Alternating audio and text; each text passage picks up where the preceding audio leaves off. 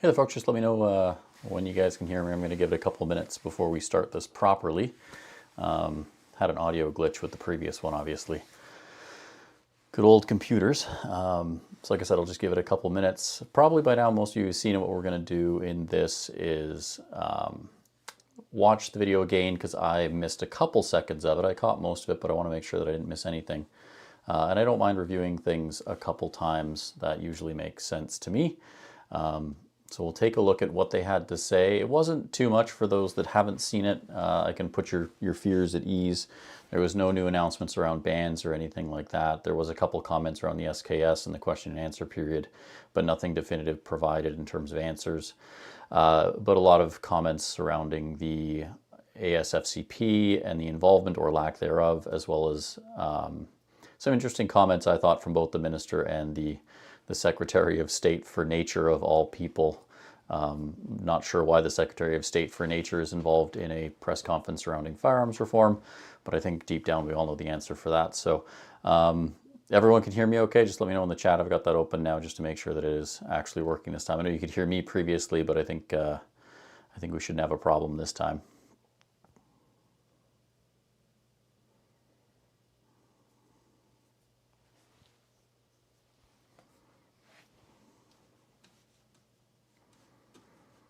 No, they didn't ask him about his rugger.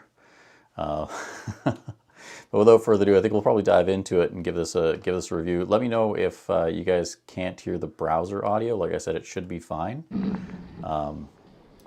Obviously, they've got to adjust the microphone. He's a little bit of a smaller fella. You ready? I'm good. Yeah.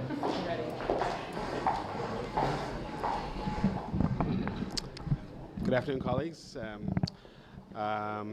I'm here with Secretary Nathalie Provost. I just wanted to give an update on the firearms compensation program. As you're aware, the program has been rolled out over the last several weeks. We are down to the last 7 days as of March 31st. The time for those who enroll who have prohibited firearms comes to an end. Right now we have over 26,000 Canadians who have voluntarily enrolled, declaring over 51,000 firearms. We are just reminding Canadians to those with prohibited firearms to enroll and to take part in the program. This is a voluntary program. However, compliance under the Act will not be voluntary as of October the 31st when the current order in council is set to expire. So with that, I want to just thank everyone who has already taken their civic duty seriously and enrolled in the program, and we look forward to others doing the same. This is a critical part of the work that our government is doing, in addition to the number of legislation that's before the House to ensure the safety and security of Canadians, and we believe that removing these prohibited firearms is one additional step in that measure. So with that, I'd like to thank my colleague, Secretary Provost, and I'll ask her to offer some remarks. May I, and you'll be able to ask questions after. Vous le savez, la violence par ma feu est un sujet qui me touche profondément, personnellement. Et je suis très, très fière d'être associée à ce gouvernement qui prend des actions pour retirer de nos rues des armes de style d'assaut. Mais ce pourquoi je tenais à prendre la parole aujourd'hui avec mon collègue, on est extrêmement reconnaissant à tous les, j'ai le gun owner en tête, à tous les propriétaires d'armes qui se sont enregistrés pour le programme de compensation. 51 000 armes, c'est une excellente nouvelle. Mais ce qu'on sait, c'est qu'il y a énormément de désinformation. En ce moment, les municipalités au Québec reçoivent de la désinformation qui disent qu'on veut aller contre des armes de chasse et qui se retiennent et qui retirent et qui disent même qu'on ne devrait pas appuyer ce programme-là. À chaque jour où cette information-là fausse circule, vous empêchez d'honnêtes citoyens de récupérer des sommes qui leur sont dues. Ils ont encore 8 jours pour s'inscrire, jusqu'au 31 mars pour s'inscrire et pour qu'ils puissent récupérer l'argent qu'ils ont investi dans des armes qui, après le 1er mars, seront des armes prohibées, des armes interdites et donc qu'ils ne pourront plus jamais utiliser et qu'ils ne devraient pas posséder. Donc, en français, c'est très clair, arrêtons la désinformation. Ce programme-là ne s'adresse pas aux armes de chasse, s'adresse aux armes de style d'assaut, et c'est celle-là et seulement celle-là. Je vais y aller en anglais aujourd'hui, ce n'est pas mon aisance, mais je tiens vraiment à dire, the gun lobby and the conservatives want you to believe that no one supports the assault-style firearm compensation program. Pierre Poilievre claims that we are, and I quote, confiscating hunting rifles and pop-can guns that are used on farm, that we are banning farmers from dealing with gophers.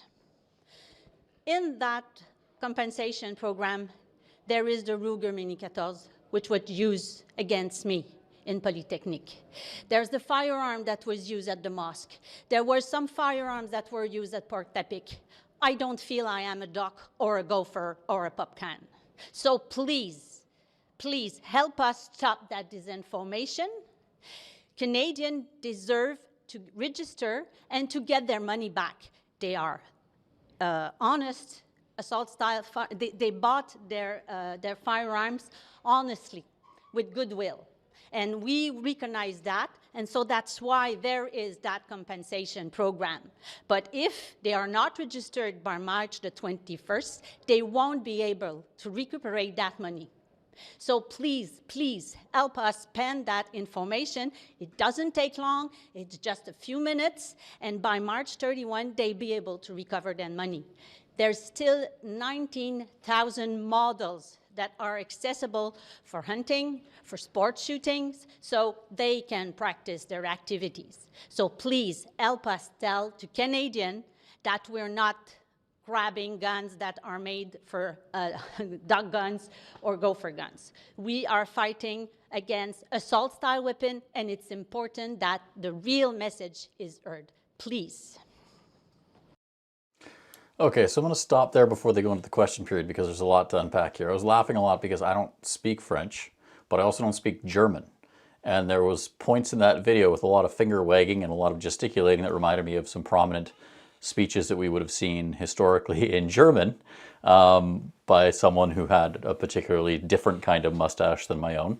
And that might just be a language barrier thing. You don't know what they're saying, but from the body language, it's very much the same kind of thing, which is just sort of funny.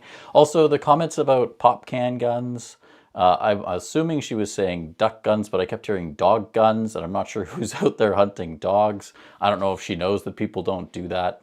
But nonetheless, honestly, you just have to laugh at this point with some of these things because it's so beyond outrageous. One of those, if you don't laugh, you'll cry kind of things, that these are unfortunately the people in charge of firearms. We've got a fellow there who, standing behind her is the minister who doesn't know what a PAL is, and previously was commenting just yesterday that the government was prepared to defend their position against this court case on Bill C-21, which is not being litigated at all by the Supreme Court case. So he's completely in the wilderness with regards to anything regarding firearms. And then the other one is someone who, to be quite blunt, still comes across as a, and this is, I was laughing because it is, I do find it somewhat comical with the amount of ferocity that she's displaying there, and some of the body language was a bit, I'm just gonna say it was a little bit Hitler-esque, to be honest.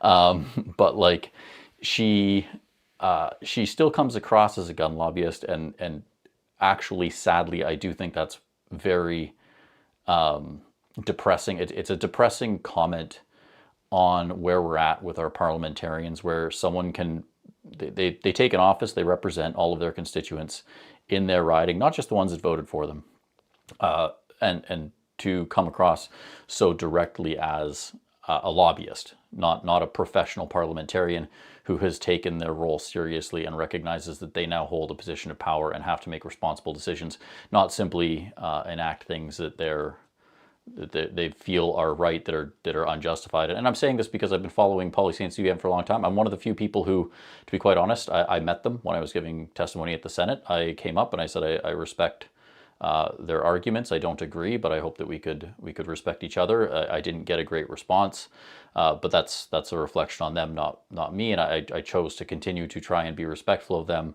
But there's also no getting around the fact that they have routinely made false comments and statements that, following Hanlon's razor, you don't attribute to malice what can otherwise be explained by ignorance.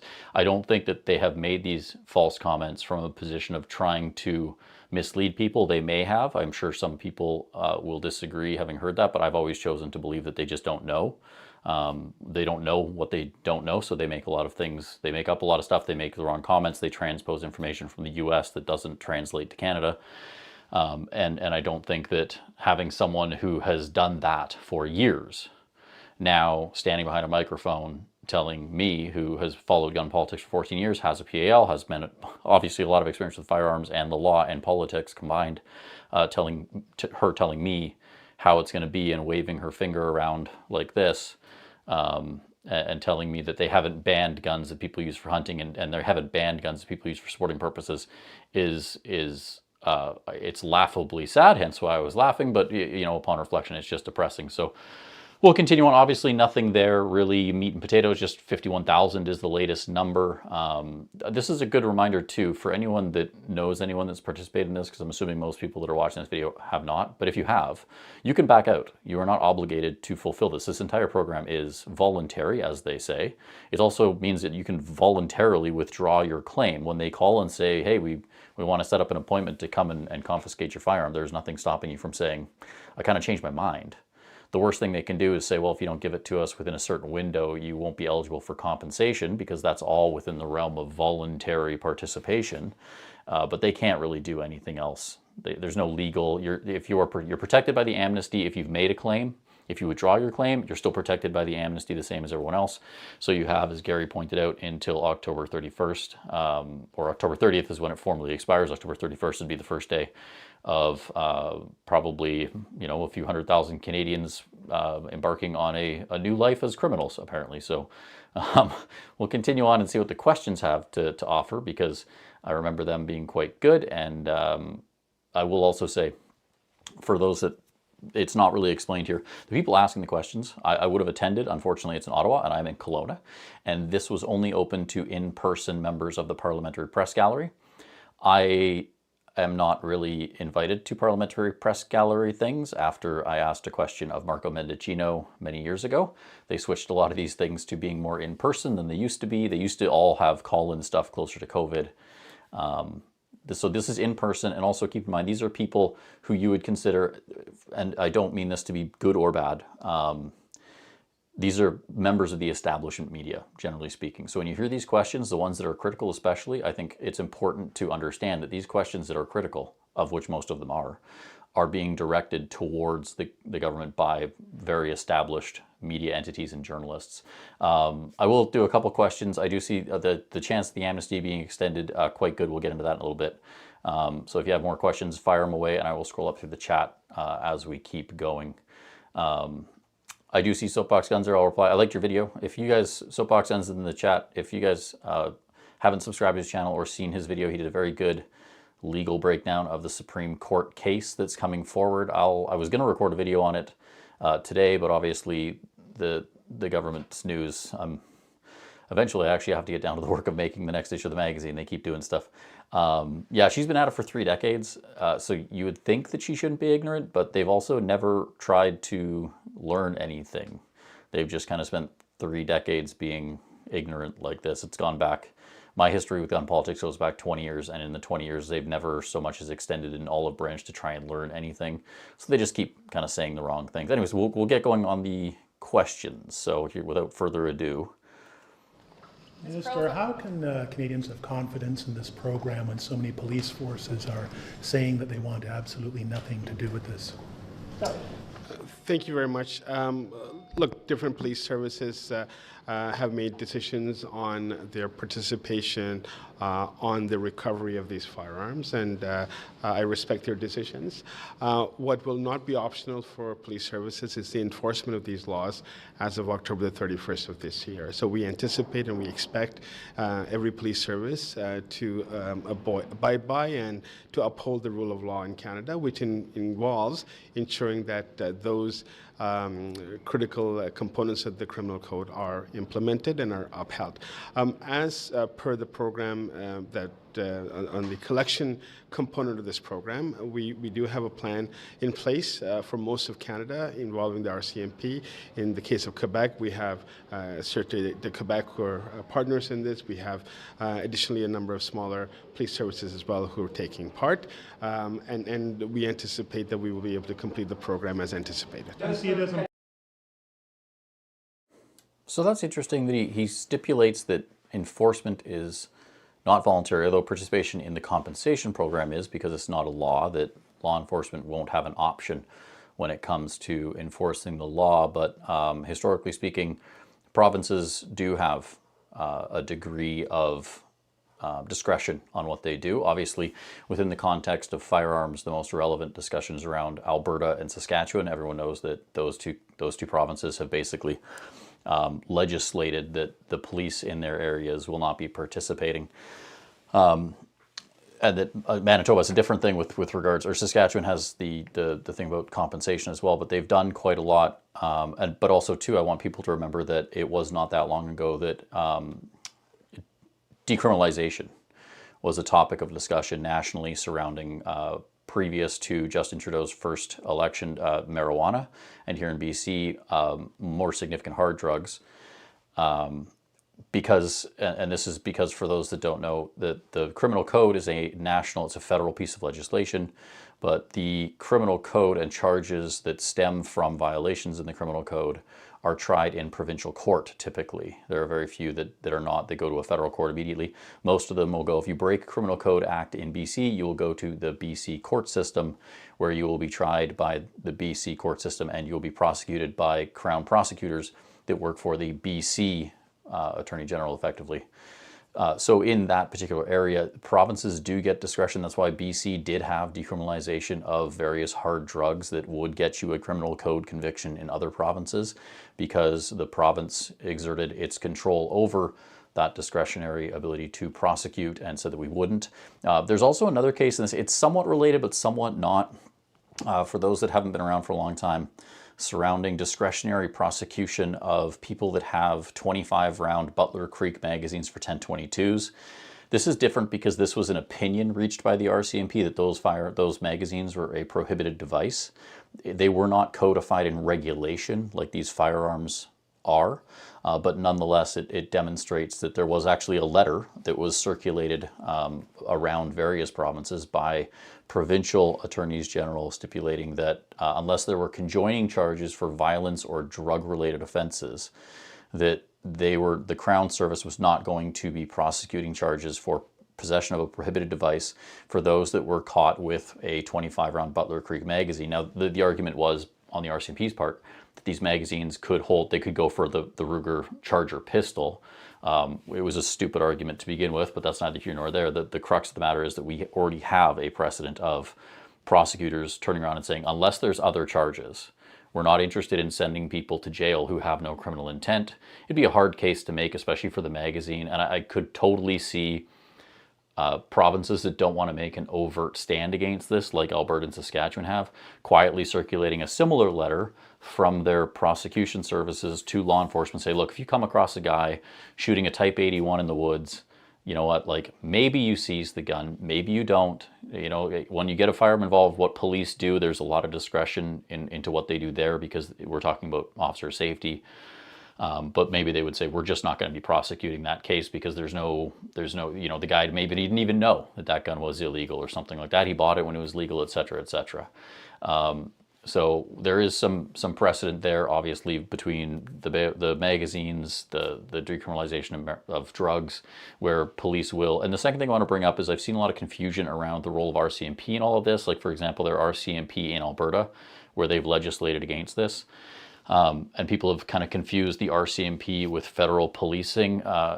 just because they're RCMP doesn't mean they're enforcing federal law. So the RCMP here in BC, people may assume that because they are the RCMP, they're the National Police Force, they would follow the edict of Ottawa when they say, you know what, you gotta charge people if they're caught with these guns.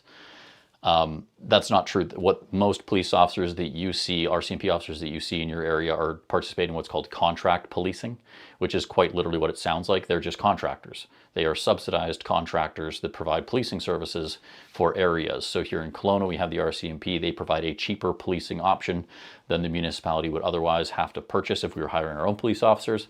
But they work for E Division, which is the BC headquarters, and the BCE Division answers more to, they have procedural things that they have to answer to with the National Police Force, but for most of their actual enforcement and whatnot, the direction comes from the BC Provincial Government Prosecution Services, etc.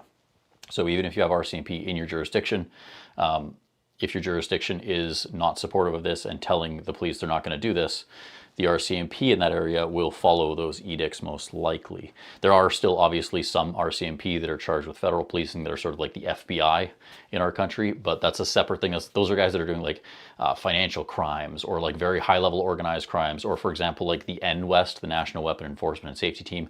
Those people are doing federal policing, but we're talking, they're small handful. They're not the guys that you see rolling around. So just to explain that, because it is a common misconception that I've seen, that RCMP in your area can definitely do it. So we'll keep going, see what the next question is. Important to bring them on board with this? The Supreme Court, can you answer? Thank you. You know, Canada is, again, a rule of law country, one where the courts have the final say. But what I can say is that over the last several months, we have been working towards the implementation of this program, and we're rolling it out in a way that is to be accessible to Canadians. The matter where the Supreme Court gave leave for this matter to be heard is at a very early stage of the Supreme Court process, which will take anywhere from 18 to 24 months to conclude. This is routine in Canadian, as Canadian laws were implemented. Just want to add really quickly there, he has no idea how long this could take. The Supreme Court operates outside the purview of the federal government. When he says it could take 18 to 24 months, the Supreme Court doesn't answer to him. They could expedite this case and hear it before October 31st if they so desired.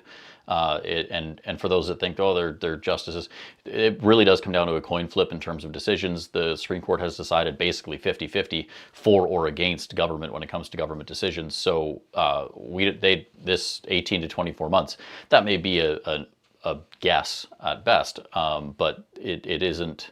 It's not like he can say it's going to happen inside of 18 to 24 months. It could be faster than that. So another case of kind of just, you know, like yesterday he thought that this was about C-21, so I wouldn't take a lot of his comments today as authoritative, perhaps as they should be if he was a little bit more well informed.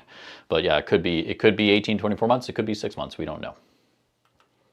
This routine, as you're aware, we have challenges to through the courts in virtually every instance a new legislation or a new regulation is introduced. So we look forward to defending vigorously our position at the Supreme Court level. Two lower courts, so the federal court as well as the Federal Court of Appeal, they were absolutely clear in their declarations, and we're very confident that we'll be able to defend our position at the highest court. What if it rules the other way? Again, merely because the federal court upheld their end of this has almost no bearing on it. In fact, it has less bearing on this, because if the Supreme Court agreed with the federal court's conclusion, the Supreme Court would not have given leave to hear the case. The Supreme Court does not have to hear all the cases that are applied to. Obviously, they only accept a very small amount of them. So the very fact that they are willing to hear the court or the case and make a decision means that they have identified something that needs to be clarified.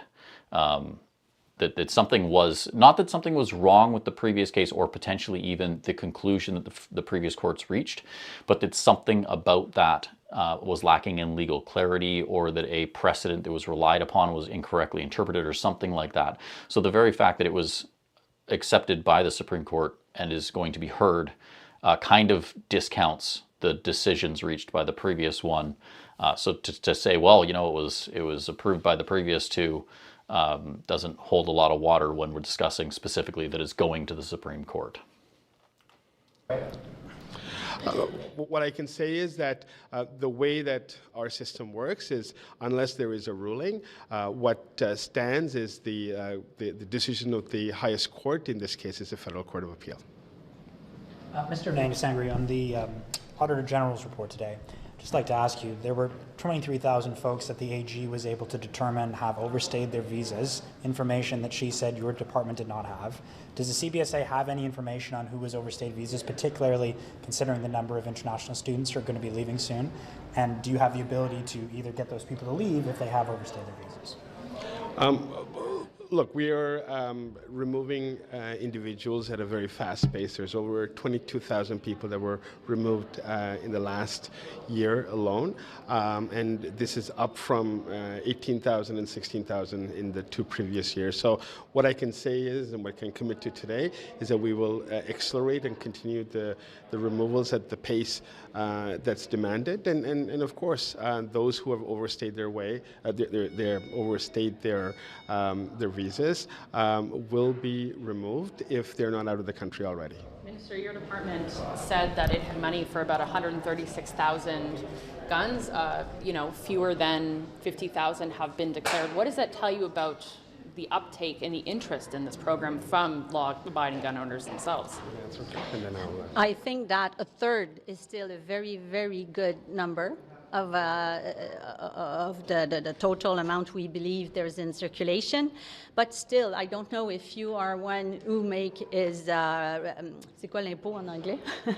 Is fiscal, c'est quoi? Pay taxes report at the end. So we believe that these last 7 days are really, really important. It doesn't take long, and it can make a real difference. And I reiterate, we're not removing or grabbing until hunting guns. We are taking back assault-style weapons that were recognized as designed to kill. And most Canadians, more than 70% of Canadians, are in agreement with that project and that program. What does it tell you then? So here's where things get interesting. How I try to order my thoughts here. How do you, on one hand, you open the question's fantastic, and this is why I was pointing out that these are members of the Parliamentary Press Gallery. These are what you would consider establishment journalists. Asking questions like, how do you say this is a big win when you get 50,000 guns? And you know, that's a great question. I think it's one that is logical to have asked, and you can see that journalists are doing so. The politicians are not really providing much of an answer, because to say, you know, to get a third of the initial estimate, which I think she's probably referencing the fact that they funded, the question was about they've only provided $136,000 worth of guns effectively by their estimate. They've only got 50,000 guns, so how do you call that a victory? She then says it's a third. Now obviously 50,000 or whatever they claim today is not a third of 136, but it's close to a third of 144, which was the estimate that the government provided for the May 1st ban. Now this is slight tangent, but nonetheless, I think it bears repeating because it's one of those, this is kind of important. The government stated there was 144,000 firearms that had been impacted by the ban. And then they provided funding for 132 or 136. It doesn't matter. It's a smaller number than what they initially estimated. Therefore, you can really just assume they never intended to actually get the money. But more importantly, I also want to draw people's attention to the fact that the 144,000 firearms that they had estimated there to be impacted by the ban was a number produced after the May 1st of 2020 prohibition. It did not incorporate any of the firearms banned in December of 2024, or sorry, May 1st of 2020 was 144,000 estimated firearms, which was absurdly low, but if we just ignore that entire fact, it does not include the guns banned in December of 2024 or March of 2025. So all of those additional firearms, the SVT-40s, everything else, and then the R180s that were banned in December of 2024, and then all of the M1 carbines banned in March of 2025, ostensibly would increase the number over the May 1st total, but they've never updated that particular estimate. So all we've ever had is the 144,000 to go off of. So they are saying, she's saying, well, a third of the estimated number of guns banned in May 1st of 2020, which was already debunked as absurdly low. She just never goes into the fact that that's the case, that they've got nothing. But, you know, again, I think that if you watch this and you say, okay, well, she says a third isn't bad, but then she closes saying the last 7 days are really important. If you already had a good result to a program like this before the last week was coming, you wouldn't then trot yourself out in front of a bunch of media people with a bunch of your cohorts and colleagues behind you looking really interested and concerned, and I can guarantee you they don't care, to say, oh, the last 7 days are really important, because you'd be going, well, we've already got a success. You know, sure, the last 7 days are great, but it doesn't really matter if you've got if you're already there. So there's a little bit of confirmation of the concern that that people have been discussing. You can tell it's there to say, well, the last 7 days are really important because they want to get that number up. So we'll keep seeing how this unfolds with the person who keeps making comments that are a bit aggressive. I'll be honest, I've learned now why politicians like to point with their thumb, because once they start doing this, it feels a lot different when you're in the audience. That the majority of police forces and provinces say they don't agree with this program. So let me look, the majority. I wish that Nathalie had taken this question. I mean, she clearly just looks straight to the minister and backs away because she doesn't want to respond to why police officers don't want to do this, which I think is somewhat telling again, in that either she has an answer and the government doesn't want her to provide that answer to the public, or she doesn't have an answer for that, possibly because, as we've seen so often, she just doesn't, her mind view is that these things are dangerous and she can't comprehend anyone that disagrees with her. So I wish she'd field it, but obviously she hands it off to the minister here, and we'll see what he has to say. Police services initially, when the bill was introduced, were supportive of a program such as this. The Mass Casualty Commission report in Nova Scotia specifically asked for measures around ensuring that assault-style firearms are off our streets. What I can tell you is that there is a very strong lobby, a lobby that really has very little boundaries, and they have been aggressive in their attack on this program. They have tried to undermine police services that wanted to be part of the program. They have tried to undermine politicians that have wanted to be, that are supportive of the program. But at the end of the day, I think Canadians have spoken. Over 26,000 Canadians have registered, have enrolled in the program. That is There's a lot of guns in Canada. A lot of people have guns. 26,000 doesn't sound like a lot. Well, if I may finish, there. I don't know why he wants to finish. He doesn't want to answer that. Doesn't want to respond to that. Like, it's a clear fact. 26,000 people have registered, and that's interesting because we haven't had that number. We know the number of guns that they've. It's been 32, 41. Now it's 51,000. I think was the number today. 26,000 people. So that means basically it's averaging 2 guns per person, which actually tracks with sort of my own experience in the market. A lot of people that own an AR-15 probably own 2, because they did tend to multiply that way. But 26,000 is not a lot. You hear the journalist in the background say, is that a lot? You know, it's a big country. A lot of people have guns. 26,000 doesn't sound like a big number, because it doesn't. And he just goes, well, if you let me finish. And I guarantee you, I remember the question. He does not respond to that particular concern. But I think that question is at the crux of the government's problem. They know it's not a lot. They don't want to respond to it. They want to gloss over it. And they're desperately here trying to get people to participate in the last 7 days, because they know it's not a lot. It's a small number. So, you know, he's kind of stuck between a rock and a hard place. And I think whoever said that Nathalie is letting Mr. Anandasangaree here take the heat and all the hard questions, I think you're right. And I think your justification for that comment, for those that want to scroll back up there, is actually correct too. We might get into that after the video concludes. But clearly it's not. And it's, again, we are talking about people in the Parliamentary Press Gallery. These are people that work for Global News, CTV, like what we would call the mainstream media, who most people would typically not associate with being critical of gun control policies, are now shouting things like, that sounds like it's not a big number, because it is not a big number. It's 26,000 people. That's that's a very, very small town. I mean, Kelowna is not a big city, but it's got a heck of a lot more than 26,000 people in it. And in a country where there's almost 2.5 million gun owners, to say that 26,000 have participated in this program, and moreover, again, to clarify, this is a program that the government thinks is a good thing, where they're trying to pay people for their guns. This isn't, voluntary confiscation where you get nothing. Like, this is really dismal participation for a program that is 6 years in gestation and over $1 billion being spent, to only have 26,000 people. I'm going to do the math on that after this and this is how much it's costing per person. It's I mean, I can tell you right now, it's going to be probably about $40,000 to $45,000 in taxpayer dollars spent per participant in this program currently. And that's if every single one of the people that chose to participate thus far continues with their claim and does not withdraw, which, as I said earlier in the video, they are free to do. They can turn around and say, we don't want to do this anymore. I think it was a mistake. We're not going to give you the guns. So they might even have less. So it'd be very interesting to see, and very interesting to see some of the ATIPs that I'm going to be filing and have filed around this. So very, very compelling stuff. So yeah, I wish he'd answered that. 26,000 individuals who have put their names forward and who have registered, and there are over 51,000 firearms that they have declared.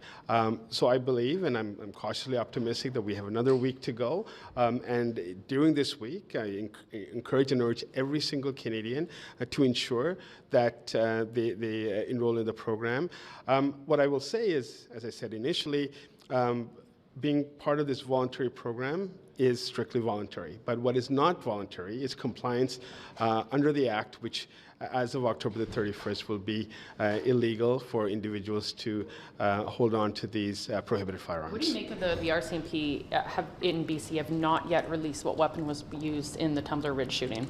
My understanding is that they will be releasing that information in due course. When? And is it appropriate that at this point Canadians still don't know? There are a number of questions that Canadians want to know. There's a number of questions that people of Tumbler Ridge deserve answers to. This is one of them. As you're aware, there's a coroner's inquest that's currently in progress, or just in the starting phase. There's also an internal review by police review body in British Columbia that's undertaking the role of the police in this. And over time, I've committed to this. Premier Eby is committed to it. Minister Krieger is committed. Is that we will be there with the community every step of the way. The questions that desperately need to be answered will be answered. And as the RCMP concludes its investigation, they will be releasing more information on the issues around the type of firearms, issues around the red flag laws, a number of questions that I think Canadians rightfully have a demand to know. Do you know what the weapon was? No, I don't. Madam Provost, what do you? She just shoves him out from behind a microphone.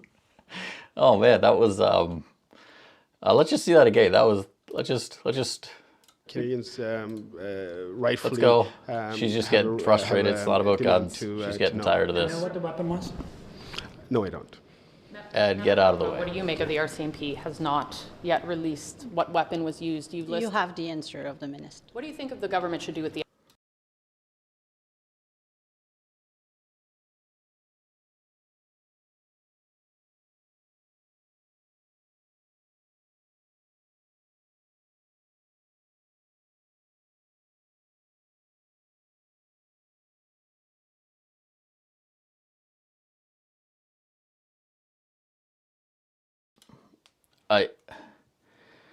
I've been trying to maintain a level of respect for politicians as well as people who are on the opposite side of this debate from ourselves. What? No, it's okay. Can you guys can hear me now, I'm guessing? Okay, good. There's a chat delay, so it's hard to tell. I was saying that watching her shove the minister out of the way there,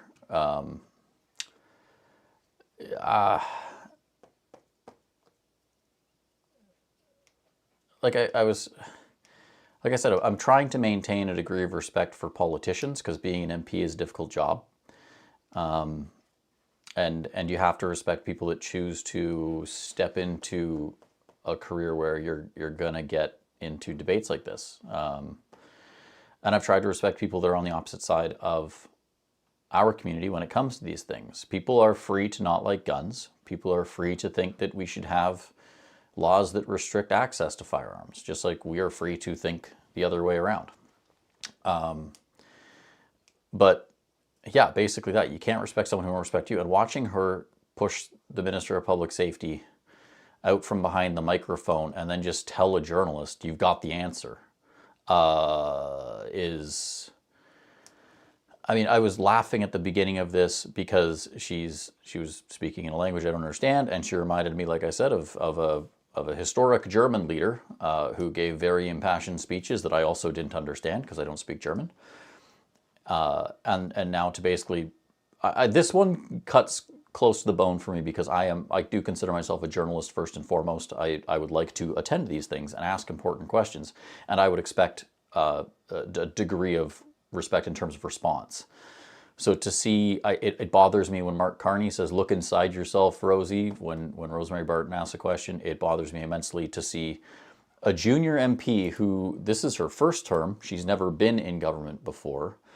Arguably, she shouldn't be a member of the party because there's a massive conflict of interest with regards to lobbyists then becoming politicians, that gets elevated to a cabinet position in her first term, which is extremely uncommon and rare and only permissible because Mark Carney launched these stupid Secretary of State positions that do nothing but elevate politicians in terms of the media so that they have an easier time getting reelected. They don't actually have any responsibility, but it just provides them additional reasons to get coverage and a new title so that when you live in their riding, you go, well, actually, my minister is the Secretary of Military Procurement, such as mine is here in Cologne. It doesn't mean anything. He just gets to do a bunch of photo opportunities and whatnot.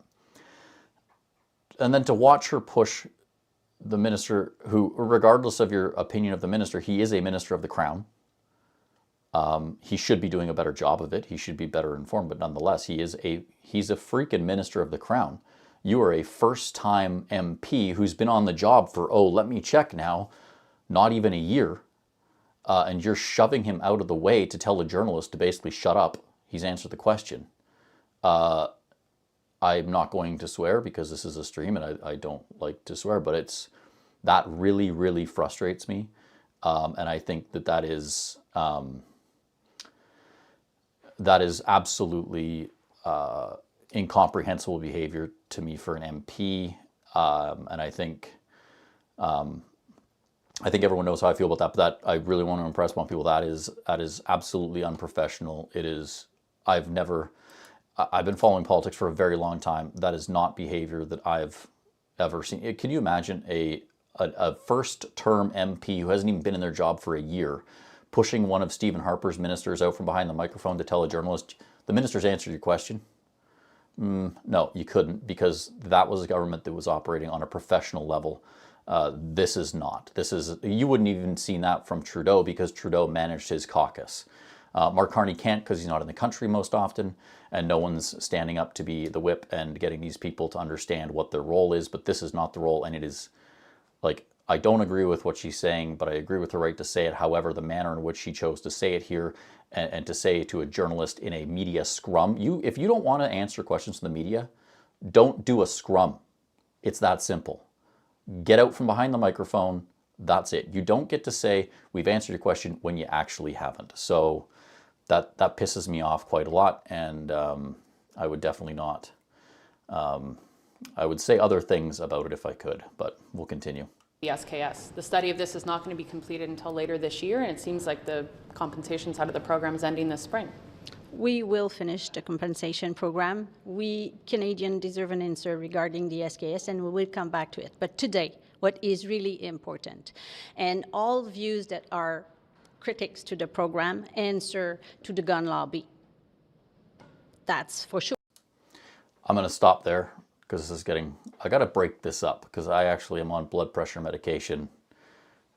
Had a hospital visit actually at the beginning of the month because of my blood pressure, so I got to be careful here.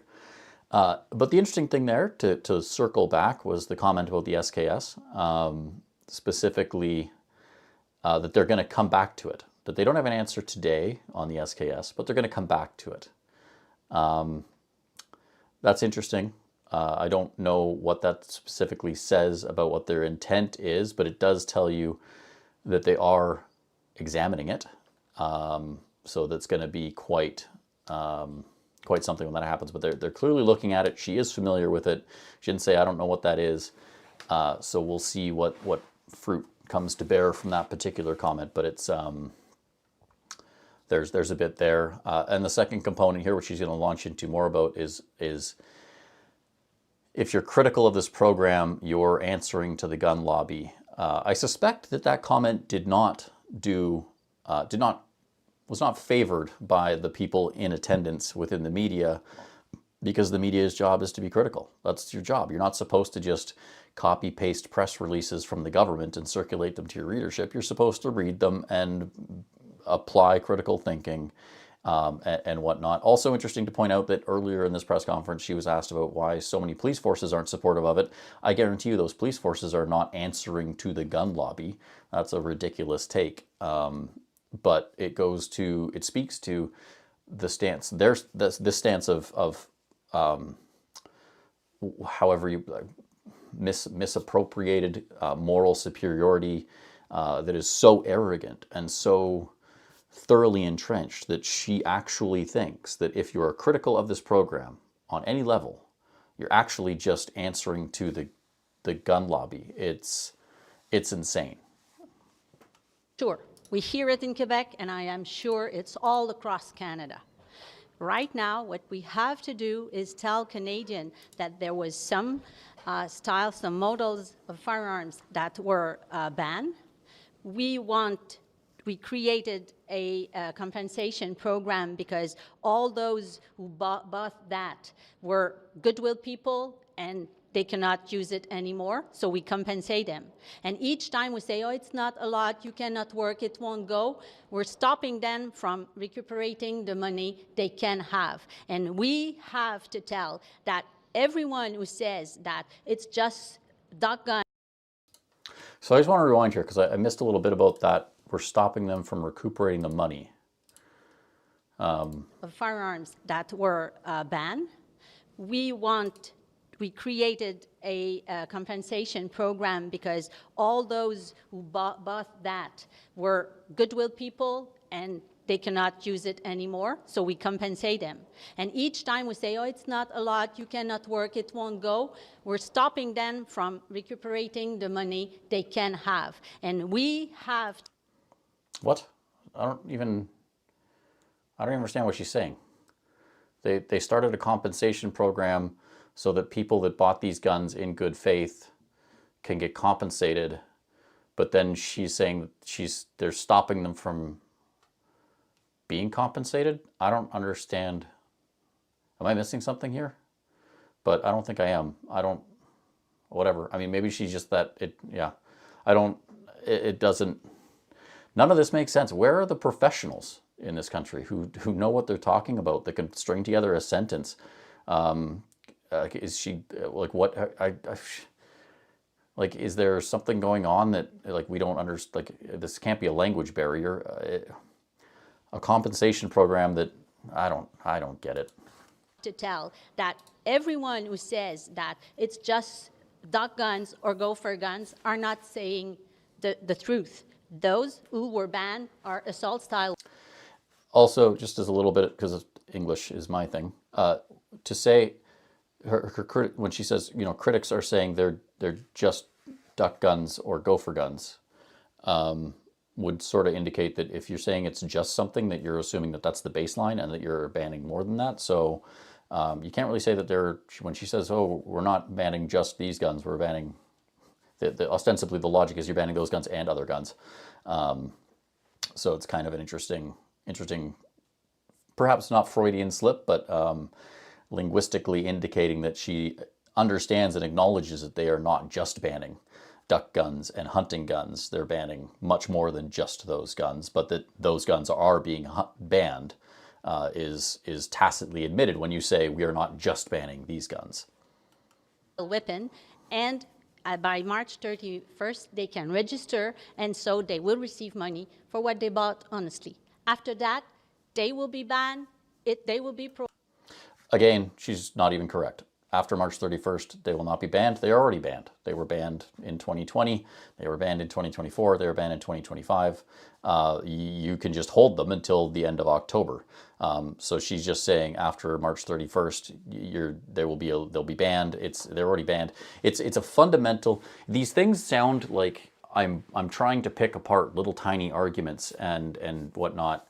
But I'm really not, because these are key things that indicate that she does not have an understanding of the program she's talking about.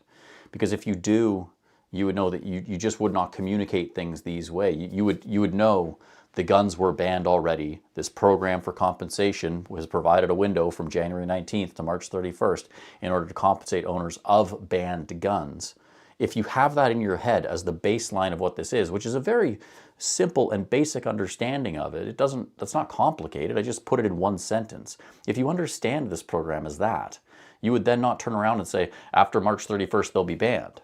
You just wouldn't, because in saying that, she's indicating that she has a fundamental misunderstanding of what this program is, what the Assault Style Firearm Compensation Program is, but also too its role and context within the larger discussion of the ban.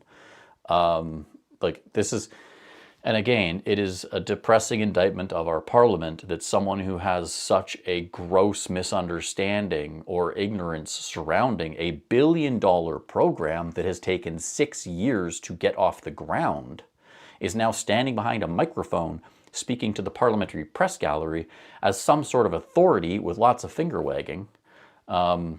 It's insane.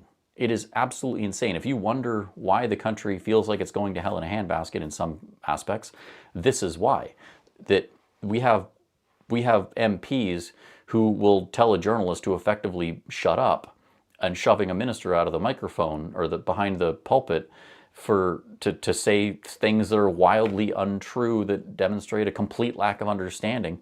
And it's not like the guy she pushed out from behind the microphone has a great understanding either. He doesn't even know what a gun license is.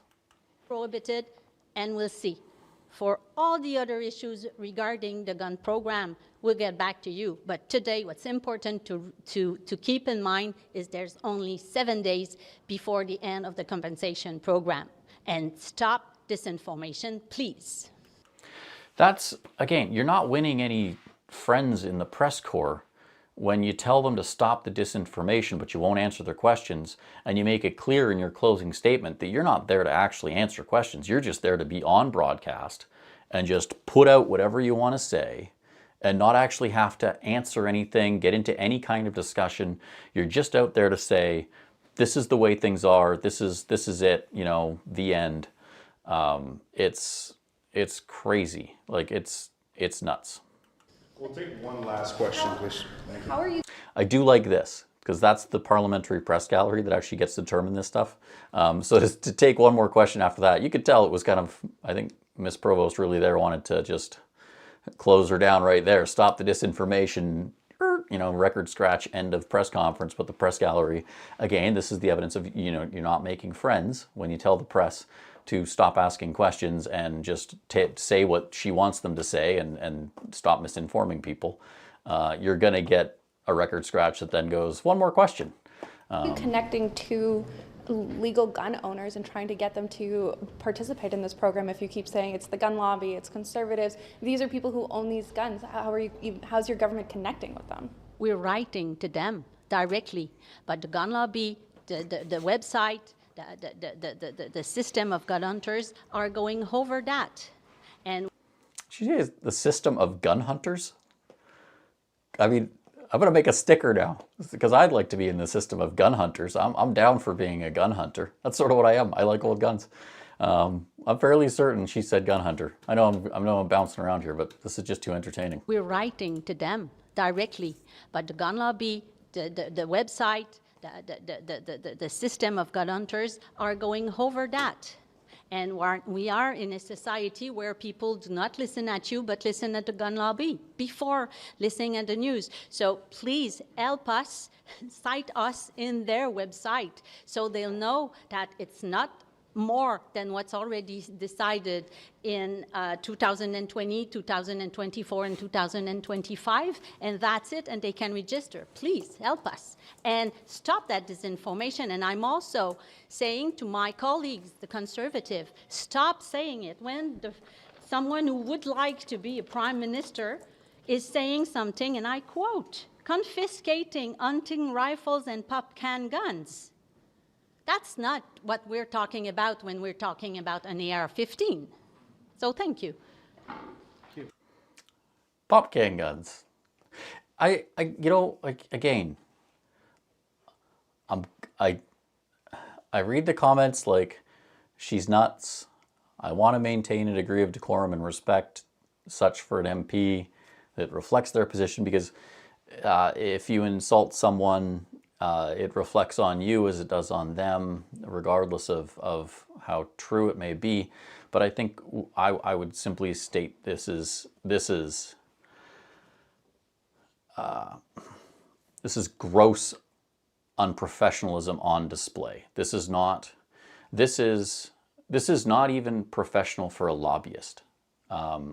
If you were to watch a professional spokesperson for even industries that are heavily discussed and debated, if you saw a spokesperson for the tobacco industry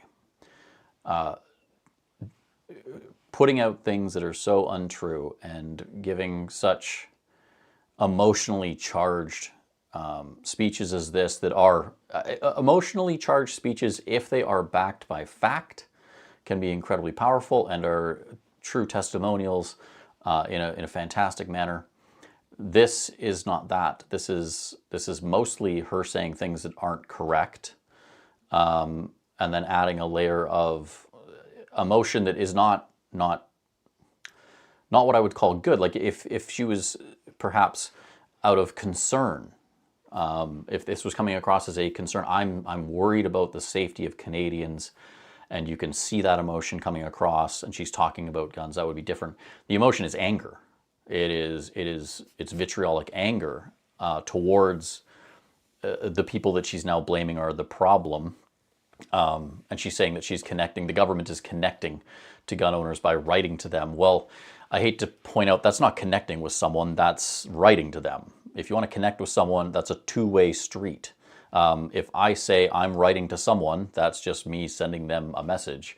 You don't really call it a connection until you get a reply. No one has replied to those public safety and RCMP emails, because the email literally says "do not reply" in the address line. So complete, again, falsehoods just come across as anger. It's insane, and it's pop can guns to say, like, I'll be blunt, I also don't like Pierre Poilievre's rhetoric around this, because it comes across as similarly juvenile. This is a very serious issue that does have larger ramifications for public safety, both positive and negative, regardless of what side you're on with this. Making 1 million+ guns closer to the black market like this does not increase public safety by any possible means, never mind the actual gross misspending of money on all that. And I wish that I'd see politicians addressing this with the degree of professionalism that it really deserves. So to hear him talk about hunters and pop can guns, whatever, doesn't sound great. To hear her say it sounds worse. I think we deserve a little bit of an elevated discourse around firearms in Canada. I'm not sure why it has fallen to this level or what's been going on, but it is insane. But definitely, perhaps we need a set of stickers for the website and the system of gun hunters, because, yeah, maybe that's what we need. Thank you. And they're done. So, as you guys saw, pretty much exactly what you'd expect. Basically just stating that the number isn't great, recognizing the number's not great if you read between the lines and you see what they were saying. The number's not great. The last 7 days are really important because it's their last chance to boost those numbers up. In terms of the takeaways that I get from that, Like I said, they're looking at the SKS, so that's a given, but we've known that for a while. If you've been following this along, there's been comments in the House of Commons stipulating that the government is examining the SKS, and I'll get to in a second about what that is part of, because it's really important to recognize what that is a part of right now. The second thing is obviously that Mr. Anandasangaree, the minister, the Honourable Minister of Public Safety, Gary Anandasangaree, does not come across as well versed in this issue. He's reading off for prepared notes, basically. He's practiced them, but they are just prepared commentary. You can tell he really wanted to talk about the guns at the mass shooting up north in BC, because he spent a lot of time on that. That's what you do in a press scrum when you don't like the way it's going, is you take a lot of time on the questions that you do like, which he kind of did there. So I suspect, not that he wanted to bring that up at Tumbler Ridge and discuss them. I don't know if he even knows what the guns are. I suspect he doesn't, because if you don't know what a gun license is, and you're the Minister of Public Safety, you're not taking your job seriously enough to stay abreast of other issues like what gun was used in a particular shooting. He's clearly not invested in the gun file, and I suspect that he probably will not be in this particular role for the long term. And for his co-host in this particular thing, the commentary from Provost was reprehensible. The actions, the things she said, indicate that she's not to be taken seriously. I can't imagine if she's to move forward on this particular file, whatever your opinion of Mark Carney, I can't imagine Mark Carney, someone who has risen to his level on a corporate side of things, taking someone who has that level of presentation with a good degree of seriousness. I would imagine most people that are serious people would view someone who presents their particular argument that way with a degree of trepidation, because you would say this is someone who is not basing their argument on well-researched and well-reasoned facts and conclusions, but rather this is an emotional thing. They're saying things that my experts on this particular policy are telling me aren't true, et cetera, et cetera. So, not a great look for the government. Nothing said about things that really gives much away, but not a great look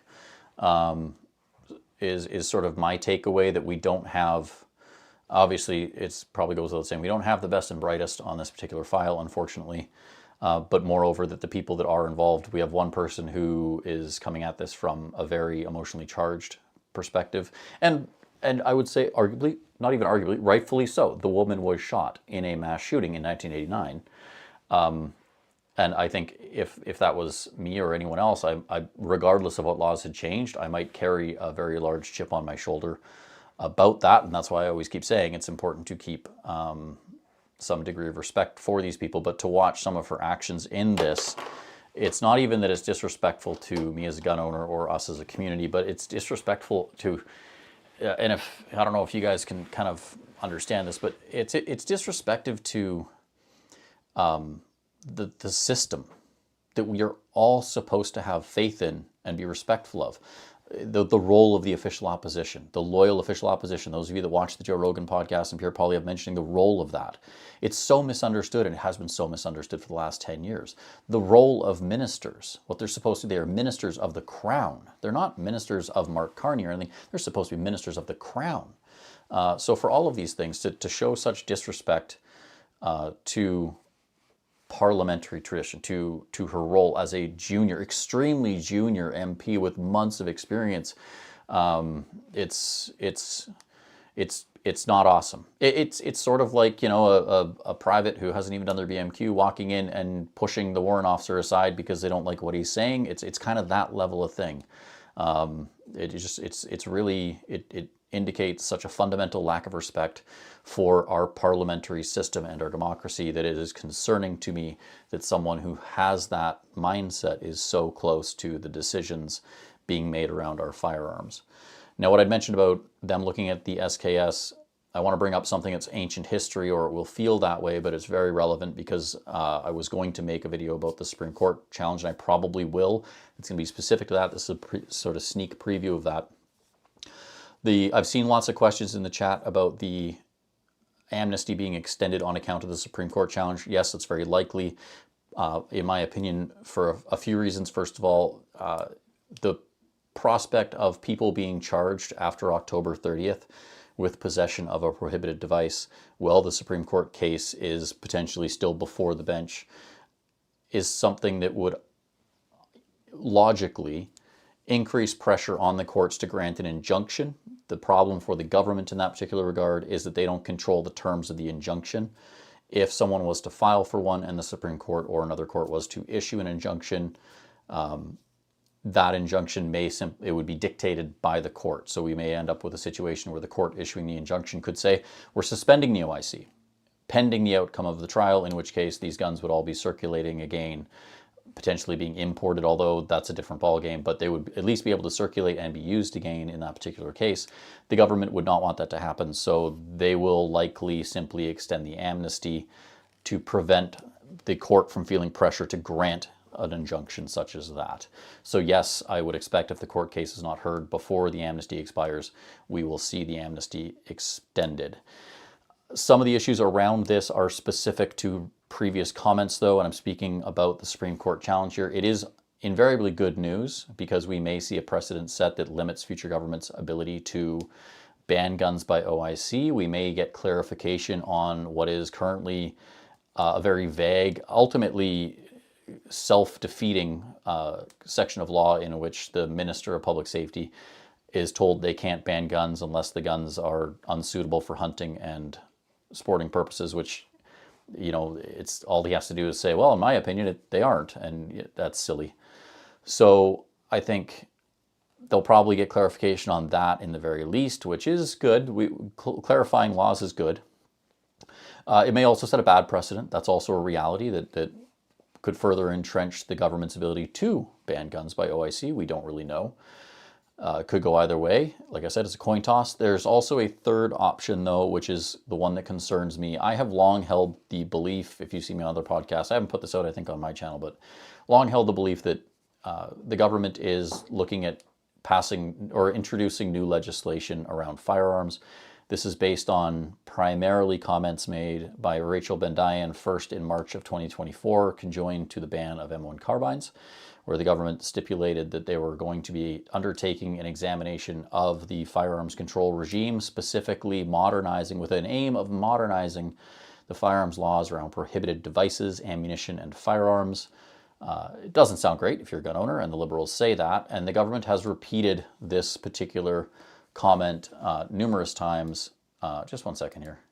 I'm going to say really quick, I'm going to just start deleting comments that reference people's religious beliefs. It has nothing to do with firearms, and I'm just kind of frustrated at seeing a non-stop stream of comments like that. So if you have questions or comments about people's religious or ethnic roots, take them elsewhere, please. Thank you.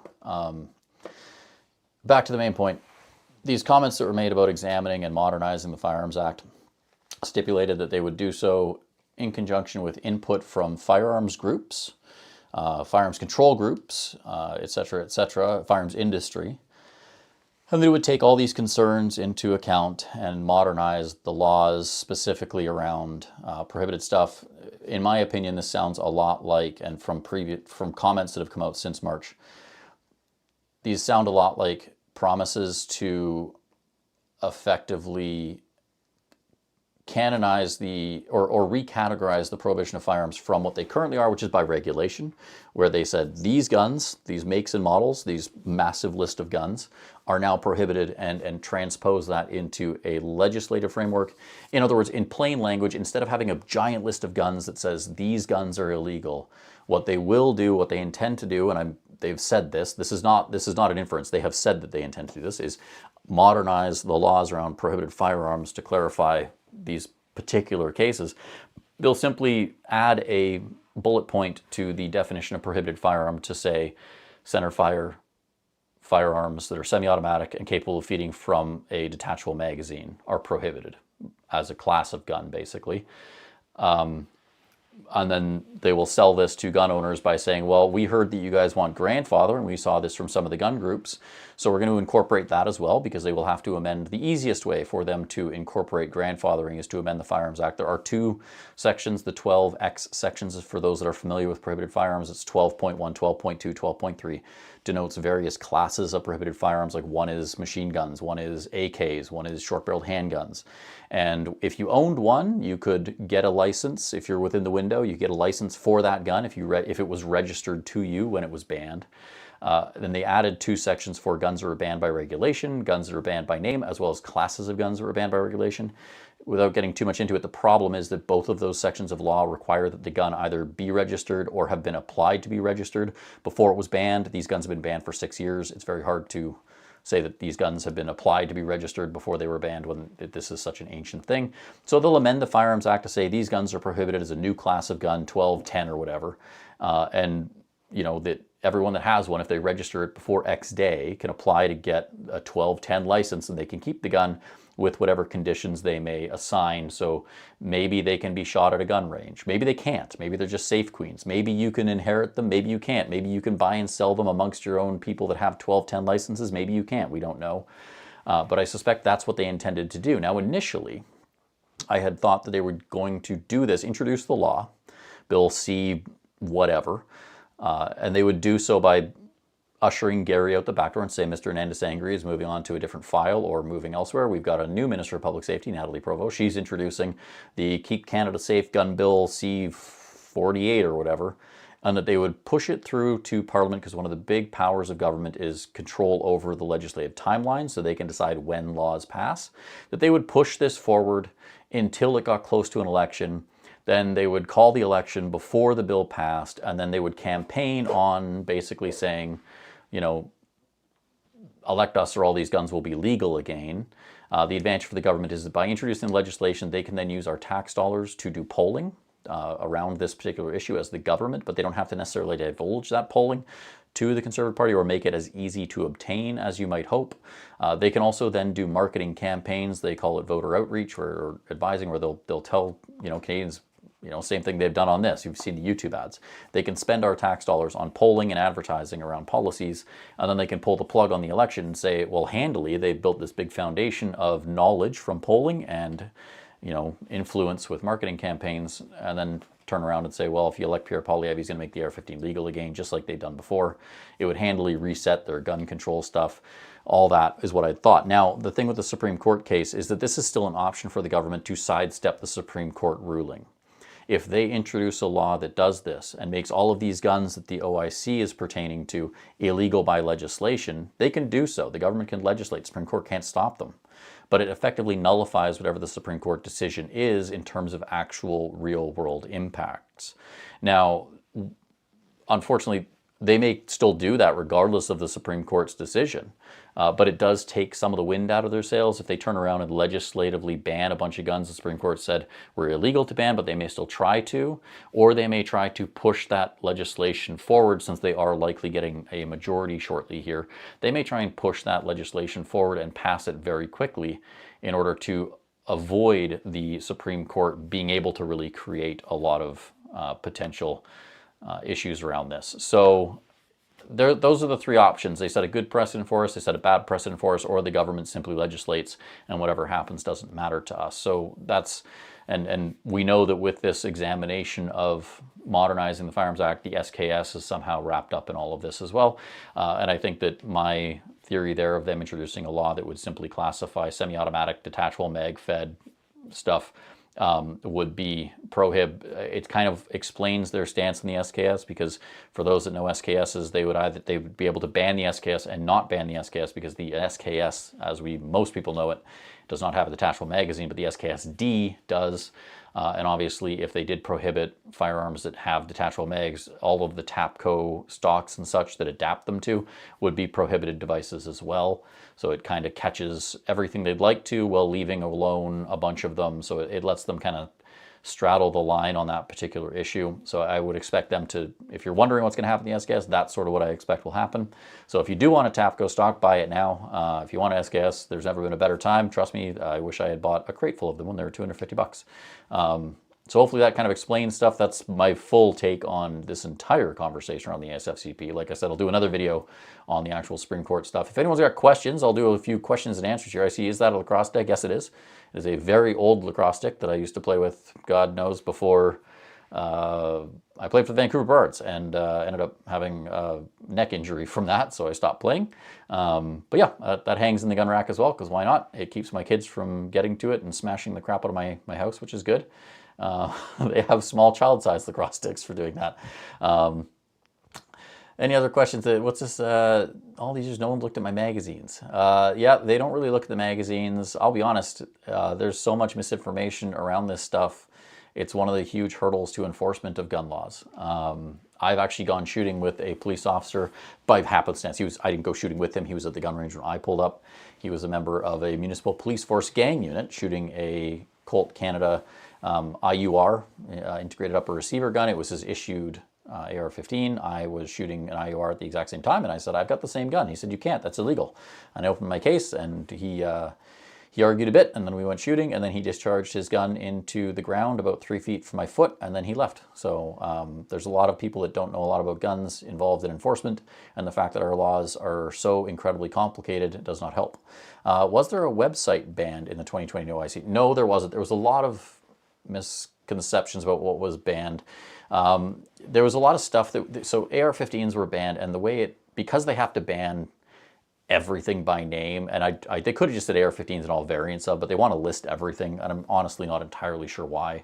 I'm sure one of the legal beagles can probably, or legal eagles can answer that better, but they listed basically everything. So there's like Black Rifle Coffee. They thought they banned coffee, but it was that Black Rifle Coffee Company had made a lower for themselves, Black Rifle Coffee AR-15 lower. They banned that. There was an AR-15.com lower that you could get for a little while, and you could just that was banned. So people just went, oh, they banned AR-15.com, but it was a lower made by AR-15.com or Black Rifle Coffee Company or whatever else.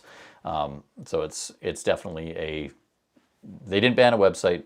That happened elsewhere through the banning of news and such, which is still happening frustratingly.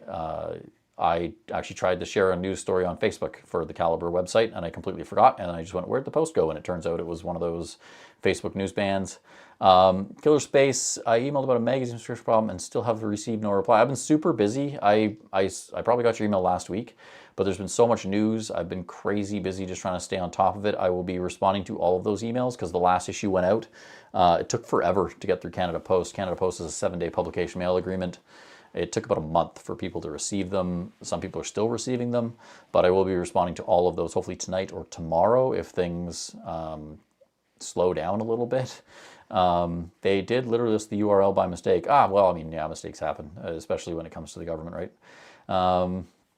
I hope the officer was forced to leave. He was not forced to leave. He left of his own free will, and then about 5 minutes later, the caretaker for the facility drove up on her golf cart, and she knew me by name, and she said, Dan, did you do that? And I said, nope, because it was on the wrong side of me. And she said, was that the police officer that just left? And I said, yep. And she said, I thought he left quite quickly. So they just pulled his plate off the security cameras, and I'm sure he got into some trouble. They also, this was the same range, did training for other federal agents, I'll say, and one of them put a round through a window in the clubhouse that went through the backrest of an office chair and then into a computer monitor. Thankfully, there was no one sitting between the office chair and the computer monitor at the time. And another one left an AR-15 on one of the shooting benches when they wrapped up, and they just left for the day. So they do a lot of things like that. Are they still talking about banning shotguns with detachable mags? And would that extend to pump action rifles like the Troy Industries PAR? I suspect not, is my feeling on that. But I do also know that the government previous, the Trudeau government, had a lot of discussions about banning magazines, and that the RCMP were having a lot of difficulty fielding the requests that the Trudeau government had tabled with regards to magazine legality and potential reforms. So I suspect that might be some of the issues of they don't want to ban pump action rifles and shotguns, but they do want to have some control over what is a prohibited magazine, i.e. like maybe they don't want people to be able to have AR-15 magazines, and if you got a pump action rifle that feeds from an AR magazine, that kind of creates a bit of a problem, or what's the point in having the rifle if you can't feed it? So I don't know. I suspect that they will not be banning pump action stuff or lever action stuff, anything manually actuated. If you go all the way back to when you got your PAL, that's a whole different category of gun, manually actuated versus semi-auto. I suspect that's going to be okay, just as I suspect that tube-fed semi-autos are going to be fine long-term. There's something else. What's my favorite rifle to shoot? My favorite rifle to shoot is an M14. That's the God's honest truth. That is my favorite rifle to shoot. I like it. I like it a lot. I've always liked it. I built a Wicked one with a bunch of Smith Enterprises stuff back in the day. With hand loads, the old Norinco ones can be sub 2 MOA guns, which for a semi-auto is fantastic. For a 308 is awesome. I like walnut stocks. It kind of fits my modern and old niche. For bolt action rifles, I really like K31s. I think they're phenomenal. I don't like 303s. I don't love 8mm Mausers, but I love the K31. I like straight pull rifles. I like Ross rifles too, but I really like the K31. I think it's a beautiful rifle. Shoots phenomenally. I think if anyone has the option to pick one up, they are still, although the prices have gone up, they're still phenomenally undervalued. I also like bullpup, so I mean, I like the RDB. I know it's not everyone's cup of tea back in the day, but I really like. I'm a lefty, so for me a truly ambidextrous gun is a gun that doesn't just have controls on both sides but operates the same on both sides, which in AR-15 even I've been guilty of it. You'll say it's got ambidextrous controls, but if the charging handle is an ambidextrous, you can't operate the gun the same on both sides, and obviously with the ejection port on one side it will kind of work differently. And I've had the luck to shoot a lot of suppressed stuff, and if you're left-handed, I shoot pistols right-handed and long guns left-handed. If you shoot suppressed stuff with your left hand, you get a lot of stuff in your face. 22s, same story, blowback 9mm, you get a lot of things on your face.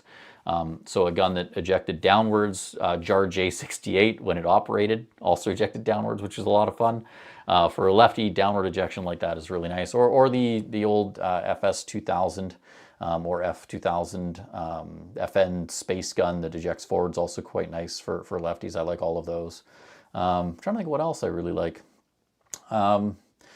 Smith & Wesson R8 revolver is really nice. Matibas are fun. Full auto stuff is always fun. Shot an H&K MP7 suppressed. That was a lot of fun. Colt Canada MRRs in short barrels with 300 blackouts and OSS suppressors a few years ago was lots of fun. Lots of stuff. All the stuff that you can't have is the most fun. The stuff that we could have previously was also fun. The stuff we can still have is still fun, but not quite as fun as it used to be. Let's see, $2 for Type 81. Any clarification on this? I saw the screenshot. I've heard that it has since changed. Maybe it was an error. And that might be... So this gets to something else that's worth discussing. For those that haven't been following, there's been massive layoffs in the federal government lately. They're getting clipped all over the place. And by percentage, public safety is the one that is getting hit the hardest.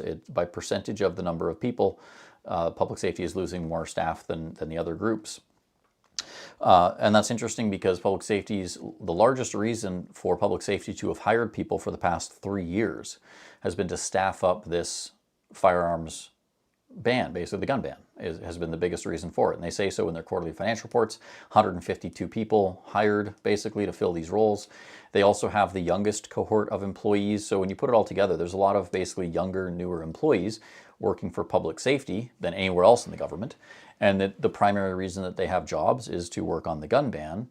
So it shouldn't be overly surprising that we're seeing potentially erroneous stuff come up in the gun ban as the program rolls out, with people being offered $2 for Type 81s, $2 for an HK 416. I saw that one as well. Likely simply because people are making mistakes. This whole thing is happening on a timeline that I think most governments would say is irresponsible. Without enough actual testing to test this. In Cape Breton, when they got 22 guns, that's not a significant enough sample size to adequately assess whether or not this program is operating correctly. We are now seeing the flip side of that with the website crashing, with silly numbers coming up and all that kind of thing. RDB, yeah, the trigger is very good. The RDB is 223 and the RFB is 308. They're totally different designs. The RFB is in my opinion, quite a brilliant design. The barrel has more strength than AR-15 barrel in terms of how much meat is around the chamber and the throat. It comes apart very easily. It has a couple things. The buttstock itself, the actual stock, is a weak point. Someone needs to make one in metal, but it operates in a very interesting system where you can tune it to be as soft or as hard shooting as you want for any particular circumstance. The RFB, on the other hand, is none of those things. A cool gun, looks awesome, fun to shoot, but a very different design, and it is very difficult, not very difficult, it's not Browning BAR difficult to take apart, but it's not fun to take apart. You feel kind of like you're breaking its spine when you take that gun apart, and it's a bit of a different ball game. So if I'm shooting a 308 semi-auto, I would probably, if I had my druthers, it would be an M14. They want every firearm, yes they do. 51,000, proud of you guys. Yeah, the RDB, I tried to let people shoot it as much as possible. AR-10 was non-restricted. That's, again, for those that didn't know, AR-10s are interesting because they were previously they had been non-restricted because they preceded the AR-15. The problem was that all AR-10s were predominantly full auto, and all of the new semi-automatic AR-10s were scaled up AR-15s, and it gets into some technical stuff I'm not going to waste people's time with, but we did have one company there, now it's Black Creek Labs, at the time it was Northeastern Arms, who spent years pursuing a classification on a prototype firearm they designed that leaned heavily on a particular set of, I believe it was 7 AR-10s made by Armalite for the Dutch airline KLM, when they launched their Over the North Pole route, because they wanted to equip their flight crews with a polar bear capable gun that wasn't heavy. So they bought semi-automatic Armalite AR-10s, and they based the AR-10s that we got as non-restricted guns initially off of that rifle. It was a very lengthy process, and it was cool to watch and somewhat be a part of. And then that gave rise to the ability for us to effectively do the same thing in reverse of scaling down the AR-10 into a 5.56 that we became with Maccabee Defense, I think was the first one to do that. And then that sort of took off in a big way. So it was a very interesting thing to be a part of and to watch. The charging handle, it is, yep, the 10,000 joule thing, yeah. So I think so one ABNDT says about don't forget the 10,000 joule limit, 21 millimeter muzzle diameter. When I say that they will be redefining what a prohibited firearm is, I suspect that what they will do is create classes of firearms, one of which is semi-automatic mag-fed centerfire. One will be things over 10,000 joules, one will be over 21 millimeter muzzle diameter. The reason that I think this is, A, it makes sense, B, we also know from ATIPs that have been returned, when they have been talking to the expert panel that they've convened on firearms, which I have more information on because I've been digging into that in a big way. When the government has been providing briefings to this expert panel on firearms, they have been providing documentation from the Australian government outlining how the Australian government uses a significantly lengthier system of classifications to issue licenses. Like we have non-restricted, prohibited, restricted, whatever. They have a bunch of different classes, A, B, C, through whatever other letter, denoting specific classes of guns. I suspect that if that's how they're briefing their expert panel, and the expert panel is basically providing them with, justification for the laws that they want to pass, they spoon feed in the policy they want, and what comes out the other end is what the Liberals are looking at tabling. That we're going to be looking at something like that, where it's classes of guns. Maybe they'll even go farther and start to divide things up, where 22 is a different class and handguns a different class, and you can't get that license, like you can't get a prohib, who knows. So it could be anything, but I think they are going to be creating new classes of firearms effectively. So yeah, it's interesting. Oh, so yeah, the expert panel is 4 people as well, just in case anyone's curious. It's literally just 4 people. I don't know who they are yet, but I've been digging into it in a big way and been trying to get to that information, because they technically have been saying that they're supposed to be confidential. They can't. That's not legal. You can't just say this is confidential and therefore it is. So it's 4 people. I found that out because I found some documentation indicating how many people have been given access to certain things and where they came from. And there were 4 people that are not members of the government, but they were associated with them on a particular thing. So yeah, there's 4 of them. And once I find out who they are, I will let you know. It also is frustrating. This is thing number 4 million in this video that'll frustrate everyone. It's getting to be a long video, but I hope everyone's enjoying it. The issue around this expert panel, the reason they convened it is because there's a lack of transparency, and they're doing this again. They keep repeating this with new expert panels. There was already a pre-existing group, the Firearms Advisory Committee, that used to do this sort of thing, but the problem with that for the government was that membership of that committee, because it's a formally recognized committee with funding by the federal government, membership on the committee has to be transparent. You can actually still look up the exact video or the exact website where you can see the previous directors. Nathalie Provost had previously actually been one of the co-chairs of this group, which was then protested by gun groups because she was a lobbyist, and there she is co-chairing what's supposed to be an independent committee providing the government with firearms advice. They didn't convene that. It disbanded during COVID because they couldn't have their meetings, and it was never brought back. Minister Marco Mendicino had said that they were going to. It did not happen, and instead they brought in this expert panel, which, because it isn't tied to any funding as yet, but they are considering doing so, which would be interesting to start to see how that unfolded with regards to their lack of transparency. They didn't want to provide transparency, so they made this panel because there's no need to report things to parliamentary secretaries and then have it posted on websites, etc. So like I said, they're not just having an expert panel on firearms. The government has now convened other expert panels. Every time you read in the news and you ever see expert panel, you should think that this is actually a group that the government just wants to create evidence, but they don't want to have to justify who the people are and how they arrived at these conclusions, etc. The expert panel is not Nathalie, Heidi, Wendy, and Dr. Ahmed.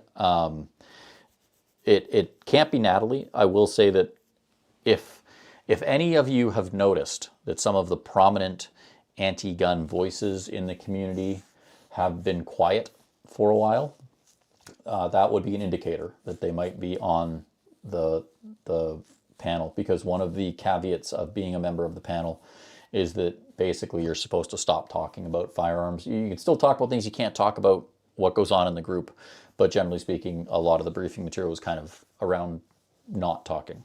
So there are a few people that, if you are on Twitter especially, you might note have been conspicuously absent, and those are the people that I'm starting to kind of think might be them. But as always, I go off of tips and fact, and until I can get some conclusive proof of who these individuals are, I'm not going to say. But once I do, I'll be shouting it from the rafters. So what else is there? Assault-style weapons, would you arm marketing force with the GSG-16? No, and apparently the Ukrainians didn't want them either, because as we learned a few months ago, they just said, no, we're not really going to do this. We're not interested.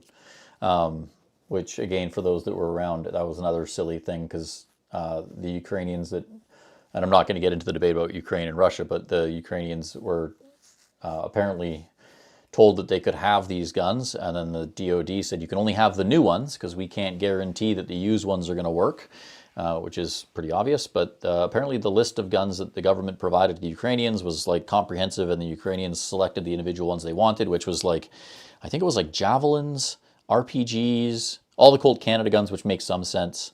And they wanted these for internal policing. They didn't want these for frontline troops. This was going to be for basically security forces maintaining peace and order in the country while it's at war, basically. So a semi-automatic Colt Canada would serve a Ukrainian police officer as well as it does an RCMP officer.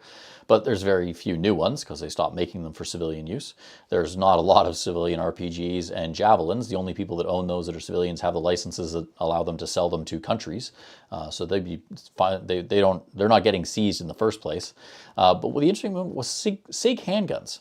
Apparently the government provided a list of saying, we're going to seize these guns and you can choose the ones you want, and it included SIG handguns, which they're not even confiscating because the handgun ban is not part of all this. So I thought that was just another case of no one knows what this government's doing. No one in the government knows what they're doing. So I thought the 150,000 guns was just registered guns alone. So there was 110,000, if memory serves, there was 110,000 guns that were either registered or AR-15s, and that the government assumed at the time after the May 1st ban that there was 110,000 registered newly prohibited firearms, predominantly AR-15s, some short-barreled semi-automatic firearms. Most were not. There was not a lot of registered short-barreled semi-auto guns.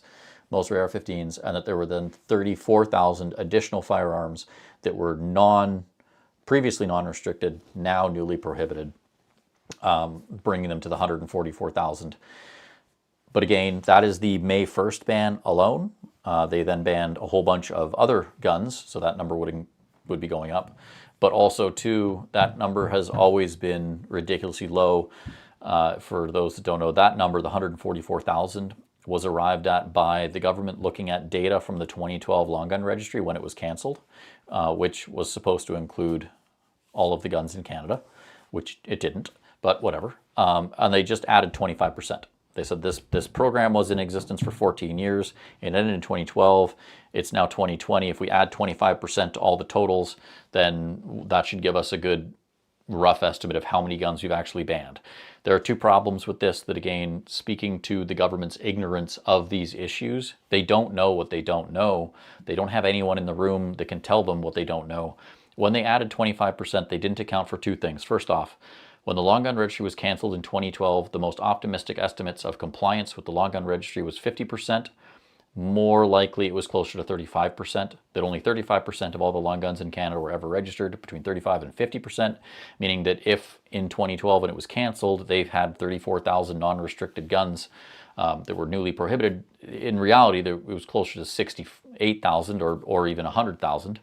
The second problem with the government's estimate of just increasing 2012's data was that, and I was working in the industry at the time, and I remember it very vividly, prior to the long gun registry's termination, gun owners were quite reticent to purchase semi-automatic rifles, centerfire rifles, because there was a concern that they would eventually be banned, and that if they were registered such they had to be when you bought them, that if you had a semi-automatic rifle that was registered, it would eventually be confiscated. The second the long gun registry ended, that went away, and the sales stampede on non-restricted semi-automatic firearms was prolific. People could not keep these things in stock. CZ858s, the shipments came in, the shipments went out. I went into warehouses that had probably 40,000 Norinco M14s on pallets in them, and I would look around and go, this is a heck of a lot of guns, and the guy'd go, they'd be gone in 5 days, because they were selling just that quickly. SKSs were selling by the crate load, like literally. They were offering discounts where you could buy a crate of SKSs. I think it came out to about $160 per gun or slightly less when the long gun registry ended. And they'd sell you the crate, and they'd advertise, make a coffee table out of it, because that's how many were just going. There was no war in Ukraine, so surplus was coming in. SVT 40s were $399. I remember when I first started shooting, I had to decide if I wanted a $399 SVT 40 or a $399 M14. These things were going crazy. Like someone said, Robinson XCRs. Robinson XCR is a gun no one ever talks about now. Those things were everywhere in Canada. That was the hot thing for a while before we got our non-restricted ARs, as Robinson Arm XCRs were the thing. Non-restricted Bushmaster DMRs were very popular. Like Swiss Arms rifles selling for $3,500 to $5,000. When you think about a $3,000 rifle in 2012, and you think about how much inflation's occurred on that, that is a phenomenally expensive rifle in today's money. Those things didn't languish on shelves. If a shop had a Swiss Arms rifle at $3,500, someone was going to come along and buy it in 2012 within a few days, because people were just buying like crazy. And that trend continued from 2012 until long after Justin Trudeau was elected. Even as far as 2017, probably 2018, we started to see a slowdown when there was some discussion. The first Bill C-21 that was killed off by an election. We had a lot of people that were saying, in 2015, I remember very prominent people even in the gun community saying, the Liberals aren't going to ban guns. They've said they weren't going to. Trudeau said he was going to respect gun owners. And, gun owners should vote their conscience, which I remember vividly because it irked me, because people that have been around long enough sort of had seen the commentary from the Liberal Party structure as an entity to know that whatever Justin Trudeau said wasn't going to last long, because the Liberal Party as an apparatus has historically always been moving towards the advancing of gun control laws. But people were really convinced that that wasn't going to be a problem. So yeah, we saw things selling out like crazy. So to say it went up by 25% is nuts, because if you take the original estimate of, say, if it was 35% enrollment in the long gun registry and there was 100,000 impacted guns when it died in 2012, that's probably still a low estimate. But then from 2012 onwards, sales of non-restricted semi-automatic rifles, and I've confirmed this with retailers, outsold AR-15s by at least 10 to 1 for probably the next 8 or so years at least. So yeah, we saw 7 years. It's a huge number. The number of actual guns out there is probably north of 1 million, I would expect. And the reason why I say even that estimate is low is because some of these guns, like the Ruger Mini 14, SVT-40s, these guns have been in Canada since the 60s, and there's no one around who knows how many there are. Like, at this point, I'm 41. I've been involved in gun politics for 20 years. There's Blair at the NFA, who's been a prominent guy for a long time, and Tony Bernard at the CSSA. Those are the only people that have more experience in gun politics than me in terms of time in. They don't even know, because they didn't have their finger on the pulse in 1964 when the Ruger Mini 14 came out. They were probably shooting as young guys themselves and not really in the industry. So yeah, it's a grossly ridiculous low estimate. And I think I've seen most media at this point saying it's probably incorrect. So are there any questions I missed up there? Stag 10, yep, 12,000, the number from stores. Yes, there was 12,000, I think, from stores. Interesting that the government isn't including that. I asked them if that was included in the numbers they're citing now. It hadn't been previously. I don't know if the number that was brought up in the House of Commons was a composite of the business number and the individual portion that started in January. I'm not entirely sure. Wish I bought a crate of Mosins. You and me both. I do wish I bought crates of SVT-40s. SVT-40s are the ones that, in the industry, those are the ones that everyone wishes they'd kept, because those things were, the cost on them was $250. Like, that's what stores were paying, was $250 to a couple guys that brought in surplus. And, you know, at the time they were almost doubling their money at $400. Now they're like they were $3,000. I looked at trying to get one before the ban, because like, oh, I kind of wish I'd got one. Then I saw the price and went, oh, never mind, that's insane. I think there's a chance, you know, more about the entire gun ban thing, the entire government trying to carry it out. At this point, I like the compliment and I appreciate it, but it's more of a criticism of the government than it is for compliment towards me. Because I think you might be right. This also relates to the fact that I got a call from someone that used to work for the federal government in public safety on the firearms file. And he called me. He and I had spoken numerous times, and he called me one day to say that he was moving on and moving to a different job, moving out of the federal government to do something else. And he was the last employee at public safety associated with the firearms policy file who had a gun license. And that was in, I want to say 2017, 2018, maybe 2019. It was pretty close to the ban.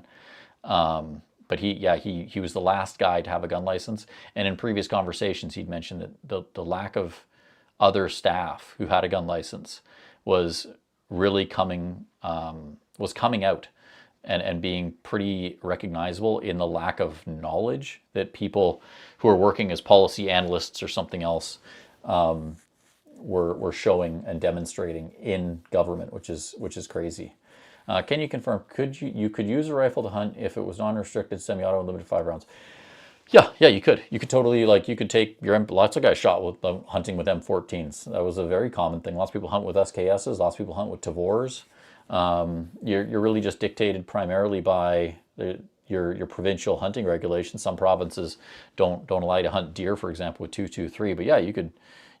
Now you can't because most of them are prohibited. But yeah, before, yeah, you totally could. And lots of people did. And as someone who has gone hunting and who is also like a huge animal fan, I'm one of those guys that, like, I don't love the killing of the animal part, but I feel like it's an important role to take in the food chain.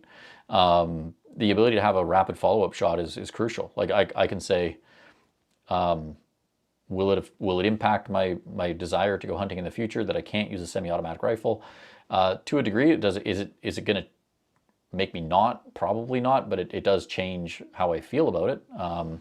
Why is the AR-15 so demonized? Because it is used in a lot of U.S. mass shootings, and it looks like the same kind of rifle that soldiers carry in war. It is the same rifle. Those that say that an M16 and AR-15 aren't the same gun, you're technically incorrect. The AR-15 came first and the M16 came after, and they're both the same.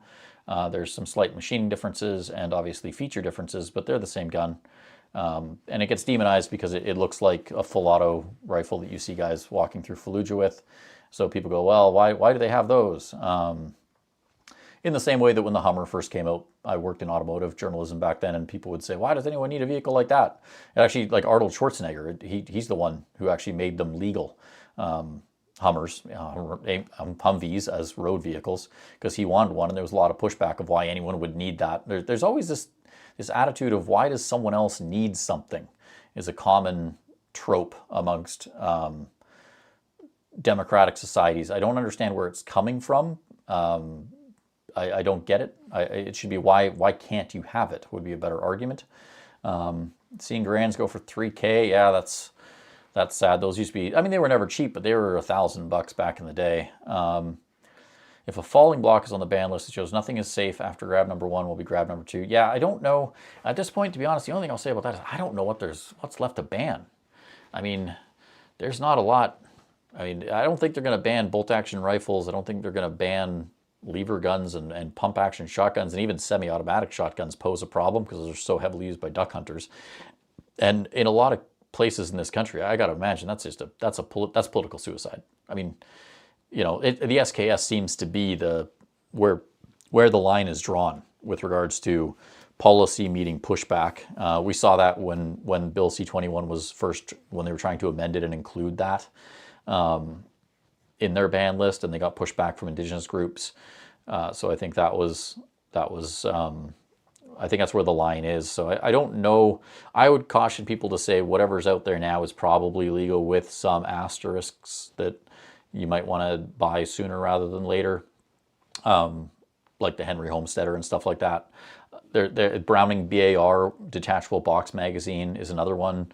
It was called the Browning BAR Match in the second generation of the BAR.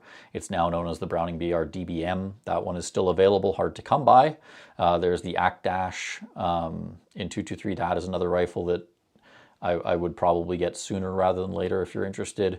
But I don't know if they'll be banning any of those because those are all quite unconventional designs. The M1 Garand is another one. If you can find a G98 or whatever it's called, the G48, what is it? The semi-automatic one from Call of Duty Zombies mode that was so popular. That's still available, but good luck finding one, you know, that kind of thing. I would definitely don't wait, but for a lot of this stuff, I just don't think there's going to be, that's partly why I think they're going to pass new legislation, is there's not much left for them to consider banning now. And if you're the Liberal Party, who has made this a very good issue for them, it doesn't get them votes, to clarify. I did an analysis way back for a previous issue on voting outcomes and whatnot, when Aaron O'Toole had his election campaign where he promised to support the gun ban. And I analyzed the polling data over that period of time. And when the Liberals talk about gun bans, it does not get them votes. It doesn't win them votes really anywhere. But what it does do is, depending on the response, it erodes support for the Conservative Party. If someone says, I'm going to support guns and all that, historically speaking, that erodes voter support in urban areas for conservative outcomes. If they say they're going to scrap the ban, it erodes support for the conservative candidate in pro-gun areas. So effectively, it's a no-win. You know, my favorite term, it's the Kobayashi Maru of conservative politics, when the Liberals posit the question of what conservatives will do with these kinds of guns. So it's asymmetric warfare on a political scale. And I don't think they don't want to abandon that. And if they go into the next election with this program continuing forward, and at the end of October, they just say all these guns are illegal, that takes this issue almost completely off the table for them. If they say we're going to start banning pump-action shotguns, the pushback is going to be such that it no longer is a politically beneficial policy for them to sell during election campaigns. So they want to reset the clock, basically. And the way to do that is by introducing legislation that says we're going to extend the amnesty on this existing ban while we pass legislation that will, you know, listen to the concerns of gun owners by granting them grandfathering with certain rights to keep, use, whatever, maybe, maybe not. But we're also going to codify these guns as prohibited. No one can ever get them in the future. Basically do what they did with handguns, where they say you can use it, you can shoot it, but no one can ever get one again. it lets them use this again in the next election. And if they do the election before they pass the law, well, they get to do it again after the next election, because the law won't pass if an election happens in the middle of it. The legislation is abandoned. So it's going to be interesting to see what happens. Is there a 308 version of the grant out there? Yes, there is, I believe. 760 by 51, as someone said. They are, the Italians actually used to use them, I believe, is where they came from. I think they're Beretta, or is it Beretta or Breda that made them? Beretta, B-R-E-D-A, is different than Beretta, obviously. I think they're Beretta that were used by Norinco. Type 87 Norinco is a good bullpup. It is a bullpup, that's for sure. The first one I tested, shot its spent rounds out. So far, they would pass the 25-yard marker at the Port Coquitlam Fishing Game Club, and it would keep bouncing the bolt so hard it would ram bullets into the cases until we figured out that it has a adjustable gas system. It's a good bullpup if you're right-handed. I'll say that. Again, I'm left-handed, so it puts it right into my teeth. Valmets are not worth that much, especially when they've been painted. The prices on Valmets would beg to differ on that one. Valmets have always been expensive. For those that don't know, Valmets are Finnish. It's a Finnish brand, as in Finland, the country. Finnish brand of AK pattern rifles that are legal because the federal government bought a bunch of them for indigenous groups to go hunting with back in the day. And when they banned AKs, they made a special carve out for Valmet rifles so that they didn't take guns away from people they'd given them to. Bolt actions or sniper rifles, yes. That's why they banned all the ones over 10,000 joules, so you can't get any of the super duper fun ones. Could the Supreme Court give them a way out of this mess, an excuse? The Supreme Court, so this is a thing, I will say, if you want the best legal take on what the Supreme Court's going to do, Soapbox Guns, who is not a lawyer but knows a lot about the law for someone who's not a lawyer, and Ian Runkle are the two that you're going to want to follow on that particular front. They will have a way better legal analysis than me, but I do have some knowledge, and I will say that the Supreme Court is not interested in giving anyone a way out of anything. The Supreme Court is not a court where, like, this is a lawsuit, it's been brought up as a lawsuit, it's been going to the government, it's a suit against the government, etc. But you think of it as this pitched battle between A and B. You got, the gun groups and the government on one side, and they fight, and the judge, the court kind of goes, okay, well, this is the one that we think wins. The Supreme Court doesn't really do that. What the Supreme Court more often does is it takes cases where two people have fought about something about law, and it goes through the system, and eventually it arrives at the Supreme Court. And what the Supreme Court sees is not a really compelling argument between two entities that it thinks the other courts got wrong, but what it sees, what it's looking for, and what it's most often saying, yes, we will hear this case around, is it's looking for a legal problem or vagueness or lack of clarity. So it's not the Supreme Court, even though it was stacked by Justin Trudeau, is not, I can guarantee you, it is not going, they're not taking calls from Mark Carney saying, hey, get us out of this mess. You guys rule, it gets us out without any blame, etc. That's not what's going on. I guarantee you that. Like, that's just not the Supreme Court's deal. The people that are Supreme Court justices are, by their nature of the appointments, they are not, they may be politically aligned personally, but they are people who have gotten to such a level of the legal career that they are simply not going to be engaging in anything that could possibly be a conflict like that. What they are is obsessive about legal stuff, precedents, and issues surrounding whether or not they've been correctly applied. So in this case, I don't believe that they could provide it. They could, by the nature of what they think is the issue, the legal issue in this case, they could provide a judgment-free and excuse-free way for the federal government to get out of this particular pickle they find themselves in, but that's not what their goal is. I suspect that there's probably more to it than this, but I really do think that one of the issues the Supreme Court is probably looking at is that section that says the minister can ban anything they want so long as they don't consider it reasonable, or it's not reasonable for hunting or sporting purposes in the minister's opinion. That line of base, and I'm paraphrasing here, but in the governor and council's opinion is in there that the governor and council's opinion is what dictates whether or not that law can be applied. It self-defeats the law. It makes the law completely unenforceable because all it requires is that the minister go like, yeah, that's my opinion, which doesn't make any sense. I suspect that that might be at least one of the issues that they've identified. And that's what I mean by they're not looking at whether or not it's, whether or not the CCFR and Odell and Wolverine and all those guys are right and the government's wrong. They're not looking at that. They're looking at it and going, you guys are fighting over something that is legally problematic. And our role is to define that to help arrive at a conclusion. It's arriving at a particular conclusion here, but their decisions are not necessarily if this makes sense, it will impact their decision, but their decisions are more often, they're thinking about the implications 10 years down the road, because Supreme Court decisions and the precedent that is set by the Supreme Court is felt for decades. So they're not thinking so much about what this means for gun owners and what this means for the government. They're thinking, in this case, for example, that having a section of the law that allows the minister to ban guns by order in council based on the minister's opinion of those guns' usefulness, without having any caveats about the minister's knowledge level, whether or not they're actually useful for hunting and sporting, like to just discount reality in favor of opinion is crazy for the criminal code. This is a criminal code of Canada section. Like it's not a joke. That they're looking at that and going, this needs to be clarified. And it will have ramifications for the parties in this case, but it will have further ramifications down the road that are more important, and that's what they're thinking of. They're thinking this needs to be clarified so that future governments may or may not be able to do certain things. They're not thinking about what that means for us or them at all. So that's why I think it's going to be very interesting to see what happens. I also think that might be why the government is feeling increased pressure. The website, as Nathalie Provost pointed out, calormag.ca, which I'll take credit. If that's the website she's talking about, I'll be very glad that if she thinks that I'm the one that's dragging the ASFCP under the waves and drowning it, and I'll be very proud. But who knows what website she's referring to. But if you go to the Calormag website, there's a story there about the Supreme Court where it goes through all this stuff.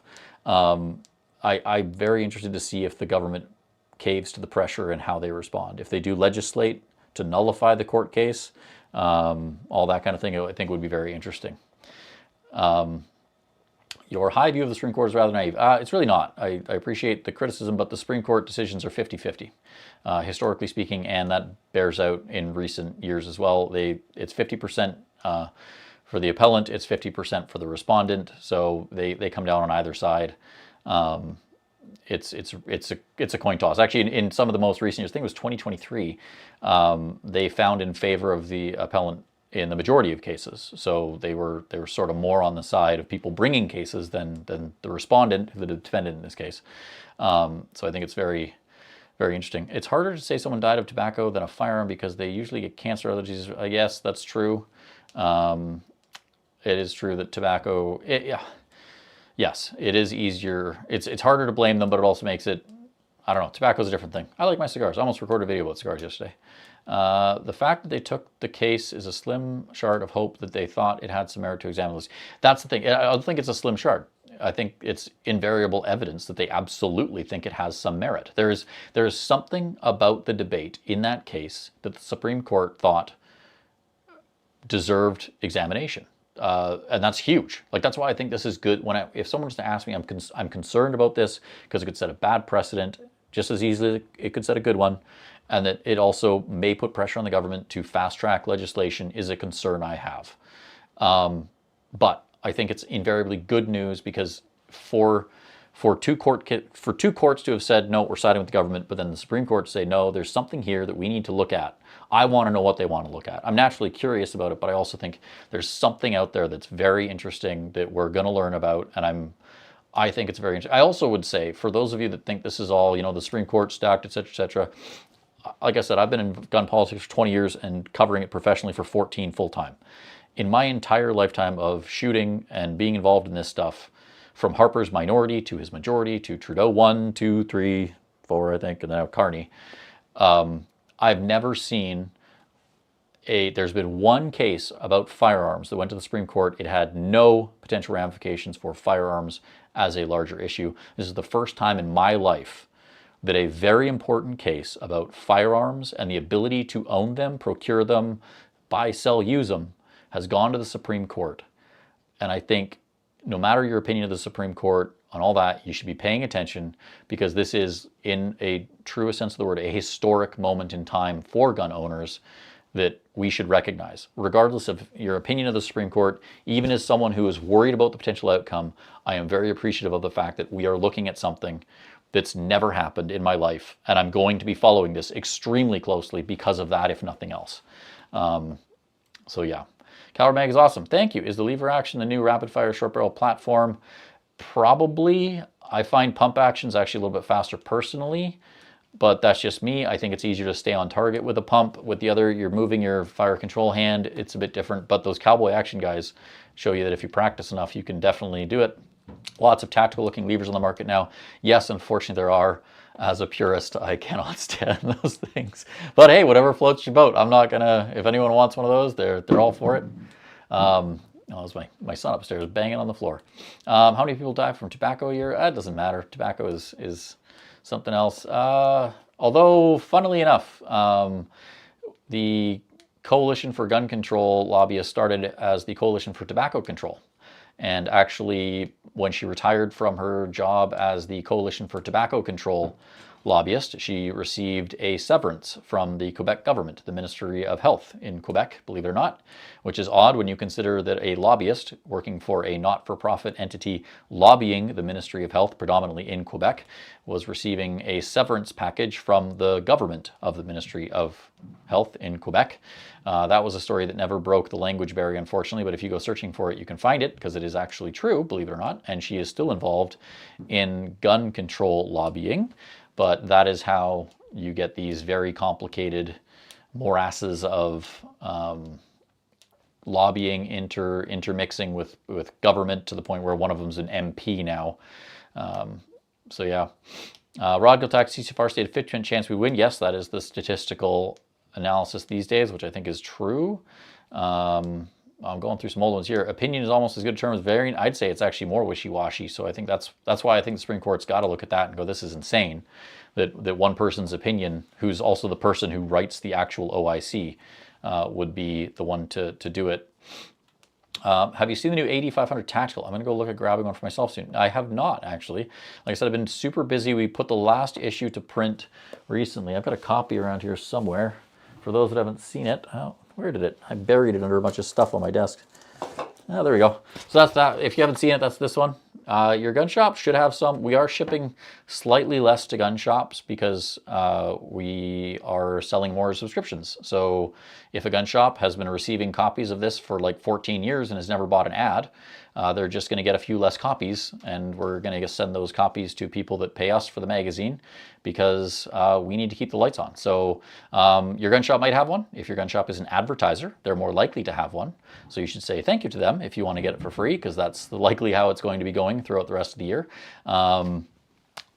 So that's been busy putting that out, and I've got the next issue coming out in the next couple weeks. I'm waiting for the assault style firearms compensation declaration period to, that is the issue with winter brutality. That is, there's lots of, and the photography in this one, I gotta say, to sell my own mag, this isn't, and I can sell it because it's not my photography.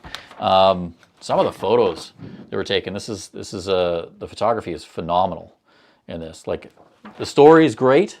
Patrick, who is in the chat here, is actually the author right there. You can see his name. I don't know if you can. Is it gonna focus? Focus you, there you go. Duncan Vogel took the photography there, and he took phenomenal photos. Patrick wrote a great story. This was a competition shoot here in Kelowna.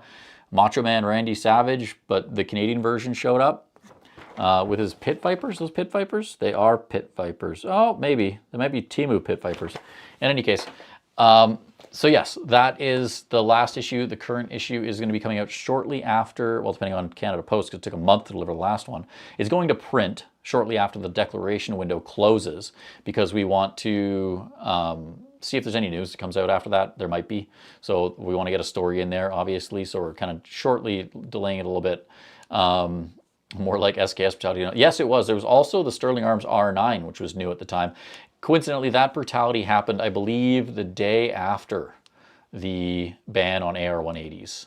It was like literally, I think it was like the weekend after. They banned on the Friday, and it was the competition was like the weekend after, something like that. It was like right away.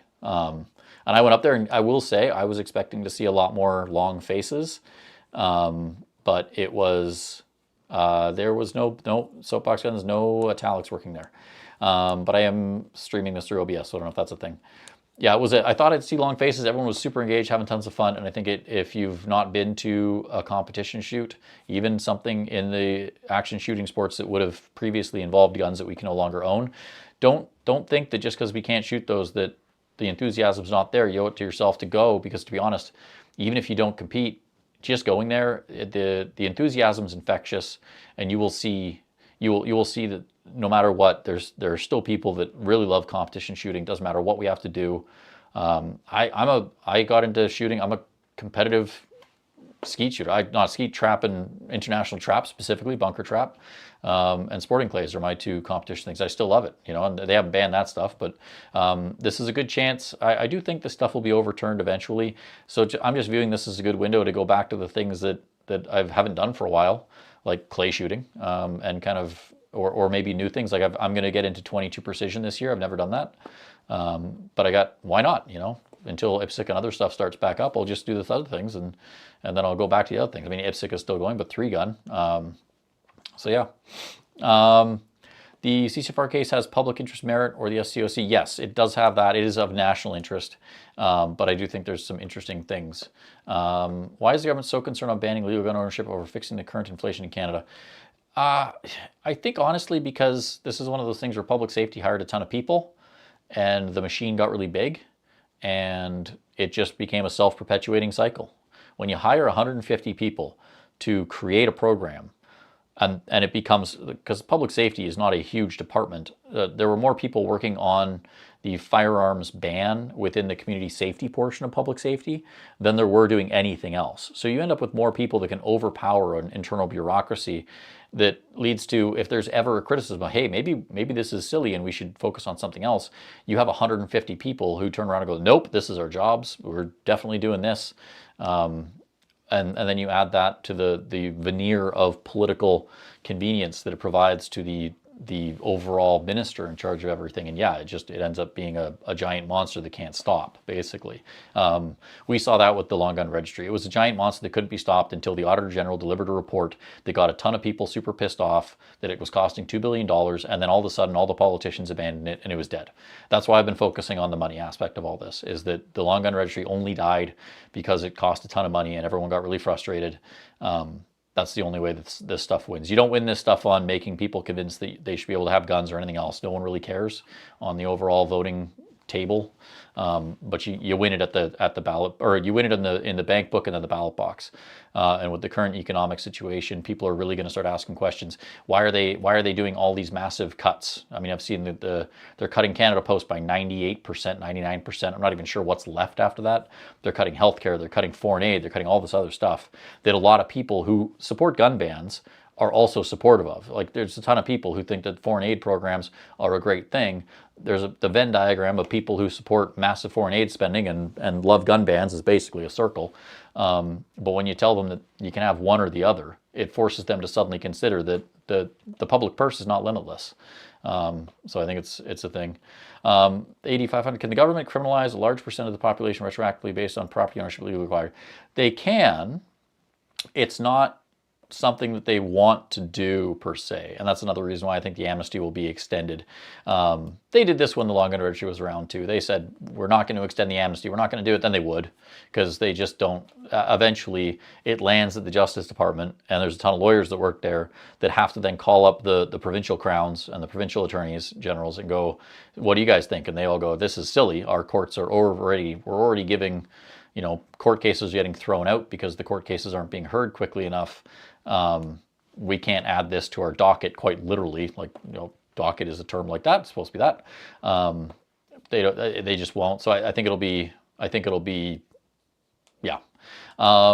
congratulations on top 100 hyped. I didn't know that my recent videos were top 100 hyped. I don't know how to see that. I'm not a Luddite. I don't know really how to use Reddit. I know I get a lot of messages on there, and I kind of sometimes I see them. I don't know how that works. I do know a lot about YouTube, but I don't know what the hype thing is. I'll have to do some research on that. Push the like button. Yes, please do. Feed the algorithm the feedback it wants. Government wants there to leave Canada. Yep, Montreal. Yes, okay, we're catching up now. Just subscribe to the magazine. Thank you so much. Yeah, so that's about it. I think questions are kind of slowing down. Remember that the funding does not include confiscation and destruction. Yes, correct. So the recent article that a lot of people did see in the video about how the funding for the next fiscal year, which starts the day after the declaration period ends, the funding for compensation has been cut to $63 million. That's according to a Treasury Board document for main estimates for the next fiscal year. And that is the total compensation that's going to be given, because they're not taking any guns until the declaration period ends. And until they receive your gun, they're not paying you. They have to get your gun, confirm that it is what you said it is, verify it, all that, go through a potential process where you may dispute their particular findings because, again, as we've discussed, they make mistakes. So they'll probably make mistakes on the guns that are submitted. Some guy's going to hand in a gun that's a Type 81, and they'll say, we don't want your SKS, and that'll create a whole problem. That they're going through that. No one's getting paid. So long story short, no one's getting a check until the next fiscal year, and in the next fiscal year, the Treasury Board's only put aside $63 million for compensation. I don't know if that's because participation in the program has declined or is not what they thought it would be, so they've reduced the overall budget, or that they just don't intend on paying people, or what the reasoning is. But yeah, there's significantly less, and I don't think that's the compensation that's going to be paid. And in terms of additional funding, I think there was $28 million that was going to be, and for those that don't know, the Treasury Board breaks this down on what's called transfer payments. That's money that public safety is going to pay to other people. So they said there's $63 million that's going to be paid to people, individuals and businesses participating in the program, and that there was $28 million that was going to be transferred for other purposes around the assault style firearms compensation program. You can kind of, using deductive reasoning, assume that those are private contractors, so that there's $28 million that is apparently what they expect to pay for the confiscation, shipping, warehousing, inventorying, verification, destruction, and disposal of all of the impacted firearms that they receive. Now, call me crazy, but all of those things, oh, and the security around all of those facilities, because obviously from step one to the final one, even disposal, there's going to have to be security, because these things are going to have to be accounted for once they become government inventory. Those processes are not going to be done for $28 million, even if they only get 51,000 firearms. You're not doing that to 51,000 guns. For $28 million. I mean, everyone that shipped a gun in this country for the last 2 years can tell you it's going to cost you a lot more, especially once you start considering the cost of confiscation, how that's going to be done. That's still an issue that, to be honest, I don't know how they're going to get around. The police do not want you walking in their front door with a gun. So the notion that potentially this program is going to go, well, you know what you do, just take your gun down to the local RCMP office, you know, put it in a box for sure, take it down there, and they'll accept your gun. The RCMP won't want that, because they know someone's going to forget to put it in a gun, and the last thing they want is someone coming to their front door with a gun. That's not something that they want. Likewise, there's no one on the planet who, like, how much would you have to pay someone to go knock on someone's door and be like, hey, I'm here to confiscate your gun? That's also not something that's going to be an expensive task at the least, because you'd have to have basically a SWAT team of people to do that, and those people don't come cheap, and they don't come by themselves. So I don't really know how they're going to handle that particular aspect of it. So yeah, it's going to be the $1 billion mark that I've reported on, them having now eclipsed in terms of spent and budgeted totals. It's already beyond that, because that doesn't include a bunch of the other departments that we can't account for, but it's going to be way more than that by the end of the year. I'm going to keep track of the quarterly financial statements, and I'll keep updating that number, but I would be surprised if it doesn't come in at closer to the $1.2, $1.3 billion, and that's me being conservative, so it'd probably be more. With the threat of annexation from the USA, wouldn't disarming the Canadian population be contradictory? Yes. And there were a lot of arguments around that about a year ago when the 51st state stuff was really kind of boiling over. It's sort of died down, but I still see it pretty regularly. I mean, what are you going to do? Like, these people all say that guerrilla insurgency is the way that Canada fights the Americans, but you can't do that unless you have arms. Can you destroy your gun and whatnot? There's a question about that. So if the gun is destroyed by you, can you keep the pieces or not? Any idea? My understanding is that you can destroy your own gun, and your legal obligation is to inform the CFO that you have destroyed your gun. From my reading, that is the sum total of your legal obligation. There's no, you must also show them pictures or give them the pieces or anything. You just have to destroy your gun, call the CFO and say, hey, I owned a gun, it was prohibited, I've destroyed it. I don't know. I don't think there's really anything out there beyond that because, again, this whole ban and then this whole thing has happened so kind of off the cuff and has been managed by so many people. I think we're on our 5th Minister of Public Safety since then, maybe the 6th. So you got 6 different bosses that have seen this thing, or 5 over the past 5 or 6 years. There's not a lot of management supervision, so you just get this weird evolve. Like it's basically, this is a policy that mimics the game of telephone. You know, when you're a kid and someone says a story to someone else, and then it goes around a ring, and by the time it comes back to the original person, a story that's like my dog ran around the block and chased a car and caught a tennis ball turns into my cat ate my gerbil by the time it ends. That's basically what this policy has been doing. It was launched and Justin Trudeau said, we're going to be like New Zealand. And then he brought a bunch of cops in from New Zealand, and IBM was like, hey, wait, this might not actually work. And it's just been going down from then. So overall, yeah, the Firearms Act has not been updated to reflect any of this. And the Firearms Act they didn't put a lot of effort into what if someone wants to destroy their gun, because that wasn't something that people kind of did or that they were really concerned about people doing en masse. So yeah, the section that defines what you have to do to dispose of a gun is sort of, it's a bit outdated for what we're now facing. So yeah, my understanding is that you can just call the CFO and say you destroyed it, and there's no legal requirement outlined by the Firearms Act that tells you got to do more. But again, I am not a lawyer. That is not legal advice. Ian Runkle hopefully does a video on that coming up. What's the best way to help get involved? Thanks for your great content, Gun Owner Down to Toronto.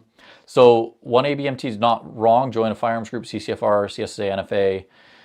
I support that. I will also say, however, that do not outsource your responsibility as a gun owner to those groups. What they do and accomplish is great, but you are also responsible for yourself. So if you join them, do not think that that absolves you from what you should be doing, which is also emailing and writing snail mail letters to your MLA or your MPP if you're in Ontario. Your mayor, because individual cities do actually get to dictate what their police do in a lot of cases, including if you have an RCMP, like here in Kelowna we have RCMP, our mayor gets to talk to the RCMP quite regularly and state these are the priorities for community safety in Kelowna, and the police kind of have to deal with that. So everything from your city councillors to your mayors to your MLAs or MPPs to your MP, you should be getting in reach with, getting in contact with, ask them for an appointment, ask them for a meeting. You don't even have to tell them what for. You can just say, hey, I'm a constituent. I'd like to book a meeting to sit down and talk about an issue that's important to me. If you work in this industry or you are a member of a gun club, highlight that fact. Say you are a member of a not-for-profit group in the area or the community, and a concern that impacts your group has been brought up and you want to bring that up. Lean on all of the things that other groups do to get respect and some favor from elected individuals. Don't come in with a completely adversarial attitude. Even if you got a Liberal MP, don't go in and say, hey, dickhead, meet me behind the flagpole at noon. I got to talk to you. Like, don't do that. Say, like I said, I am a member of a local not-for-profit group in the community. We have an issue that we are facing that is greatly impacting our group as well as people within the community that are not members of our group.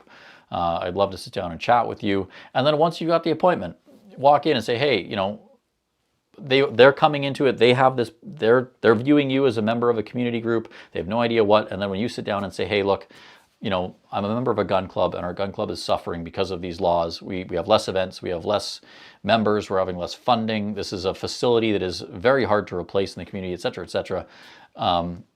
it brings the conversation up from a different perspective, and you might get a little bit farther. Do that with everyone you possibly can. And when I say write snail mail is because if you write a letter, you don't have to pay postage to an MP. So it's just free. You just put it in an envelope, you write their office on it, you just stick it in a mailbox, it's free. So it makes it very cheap. You can write off a really quick letter. It doesn't have to say tons, but an MP's office regards an actual letter as somewhere between 100 and 1,000 constituents. An email is just one thing. It lands in an inbox where you're like one of a bajillion people. They get a lot of mail, but they don't get that much mail. So when they get an actual letter, it matters a lot more. So those are the things gun owners need to be doing. I will also say that on the grassroots level, get involved with your gun club. My gun club has its AGM coming up soon. I will be phoning in because I will be in Vancouver to speak at the NFA AGM for that week when my AGM is going on. So I'll have 2 AGMs in 1 week. But I will be phoning in to chat with them and get involved with them. Get really involved. That's the grassroots level. That's where you get other people recruited to help you do these things. I got started in gun politics handing out flyers in the pissing rain outside the Port Coquitlam Fish and Game hunting club, whatever it was, up there on the PCDF HFC up on the mountain.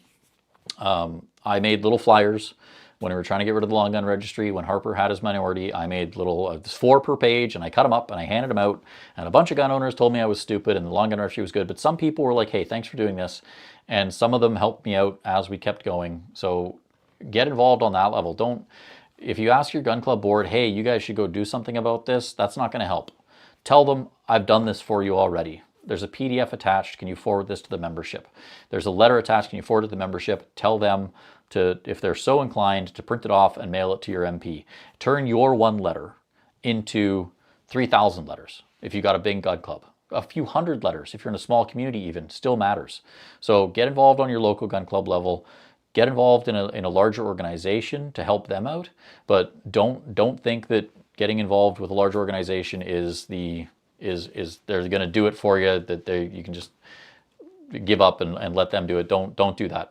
That's happened, and I hate to see it because I've been involved in this long enough that wasn't the case. When before Facebook and before these groups got really big, it was the organizations told gun owners, even people who weren't members, this is what you need to do if we're to succeed. And what they were telling us to do was write letters, phone, make appointments, hand out flyers at your gun club.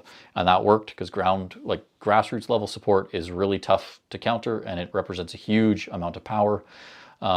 We have in the last few years seen gun organizations co-opt some of that power, and they take over a lot of that stuff. And in taking it over, a lot of gun owners then go like, well, I don't have to worry about it. Well, you still do. That's just a fact. You cannot give up. You have to keep doing these things in concert with what the large organizations are doing. So please get involved. Blah blah. People don't do the buyback thing personally. I mean, you got to make your own decisions. I'm not for sale. It's silly. So, yeah, that's about it. I think that's it's been a long one. I think my family has now left me. They've moved on. Actually, they've just gone to get my daughter from daycare, so that's it. I hope everyone enjoyed it. I'll be doing some of these live streams because it is fun. I like the interaction. I'm all alone in my basement here dealing with gun stuff, so it's nice to do the interaction. I will be doing a video this week on the Supreme Court stuff because people don't want to watch a 2.5 hour long live stream to get all this. So I'll be doing a short, probably 10-minute or so thing on what the Supreme Court thing means, as well as some other stuff. Well, I've been doing this video. I actually got some emails back from public safety on some ATIPs that they have fulfilled. So I'm very curious to see which of my 400 filed ATIPs they have decided to respond to. But I will, if there's anything interesting, there'll be more videos. So as the standard YouTube thing goes, like, comment, subscribe. I don't know how these comments are going to work, but probably after the fact, I'll still be responding to some. I will be doing a Supreme Court live stream. You know what? Maybe Soapbox Guns and Ian and I, and if anyone else that we can think of can do it, maybe we'll get a live stream roundtable going for when the Supreme Court's going on. Maybe that would be fun, because it'd be fun to do some more collaborative stuff within our community. I think that would be probably good for all of us and fun. So if you're in Vancouver, I will be at the NFA AGM for the dinner on Friday next month, and the AGM I'll be speaking at their shindig there on the Saturday night. If you're in a gun club around there, you might see me, because I'll also be in Vancouver from Monday to Sunday, my old stomping grounds, to see some of the old gun clubs and the old gun shops and chat with some friends. So that's going to be fun. Like, comment, all that stuff, feed YouTube the stuff it wants, because that's beneficial. And if you want to support this, as always, head to calibermag.ca/subscribe before probably April 2nd is when we'll probably be closing the mailing list for the next issue. We've got the best things you can do to an SKS, because that feels like a time-sensitive issue that we should do, as well as potential alternatives to the SKS that you can still get, as well as some other cool content that I'm hoping people like. So that's in the next issue. But yeah, I'm going to go and eat some dinner. I hope everyone enjoyed this interesting Monday. I would not suggest reviewing the video that we started with, because Ms. Provost is a blood pressure inducing individual on that particular front. But there's probably some good memery back there for those of you that can bear to rewind. So that could be fun to see. And if I do those stickers, the website and gun hunters, because I do identify the system of gun hunters is one that I think that'll be up on the web store probably pretty soon as well. So we'll see you guys in the next video. Thanks for hanging around. Thanks for all of you that asked questions and interacted. Nice to chat with you all.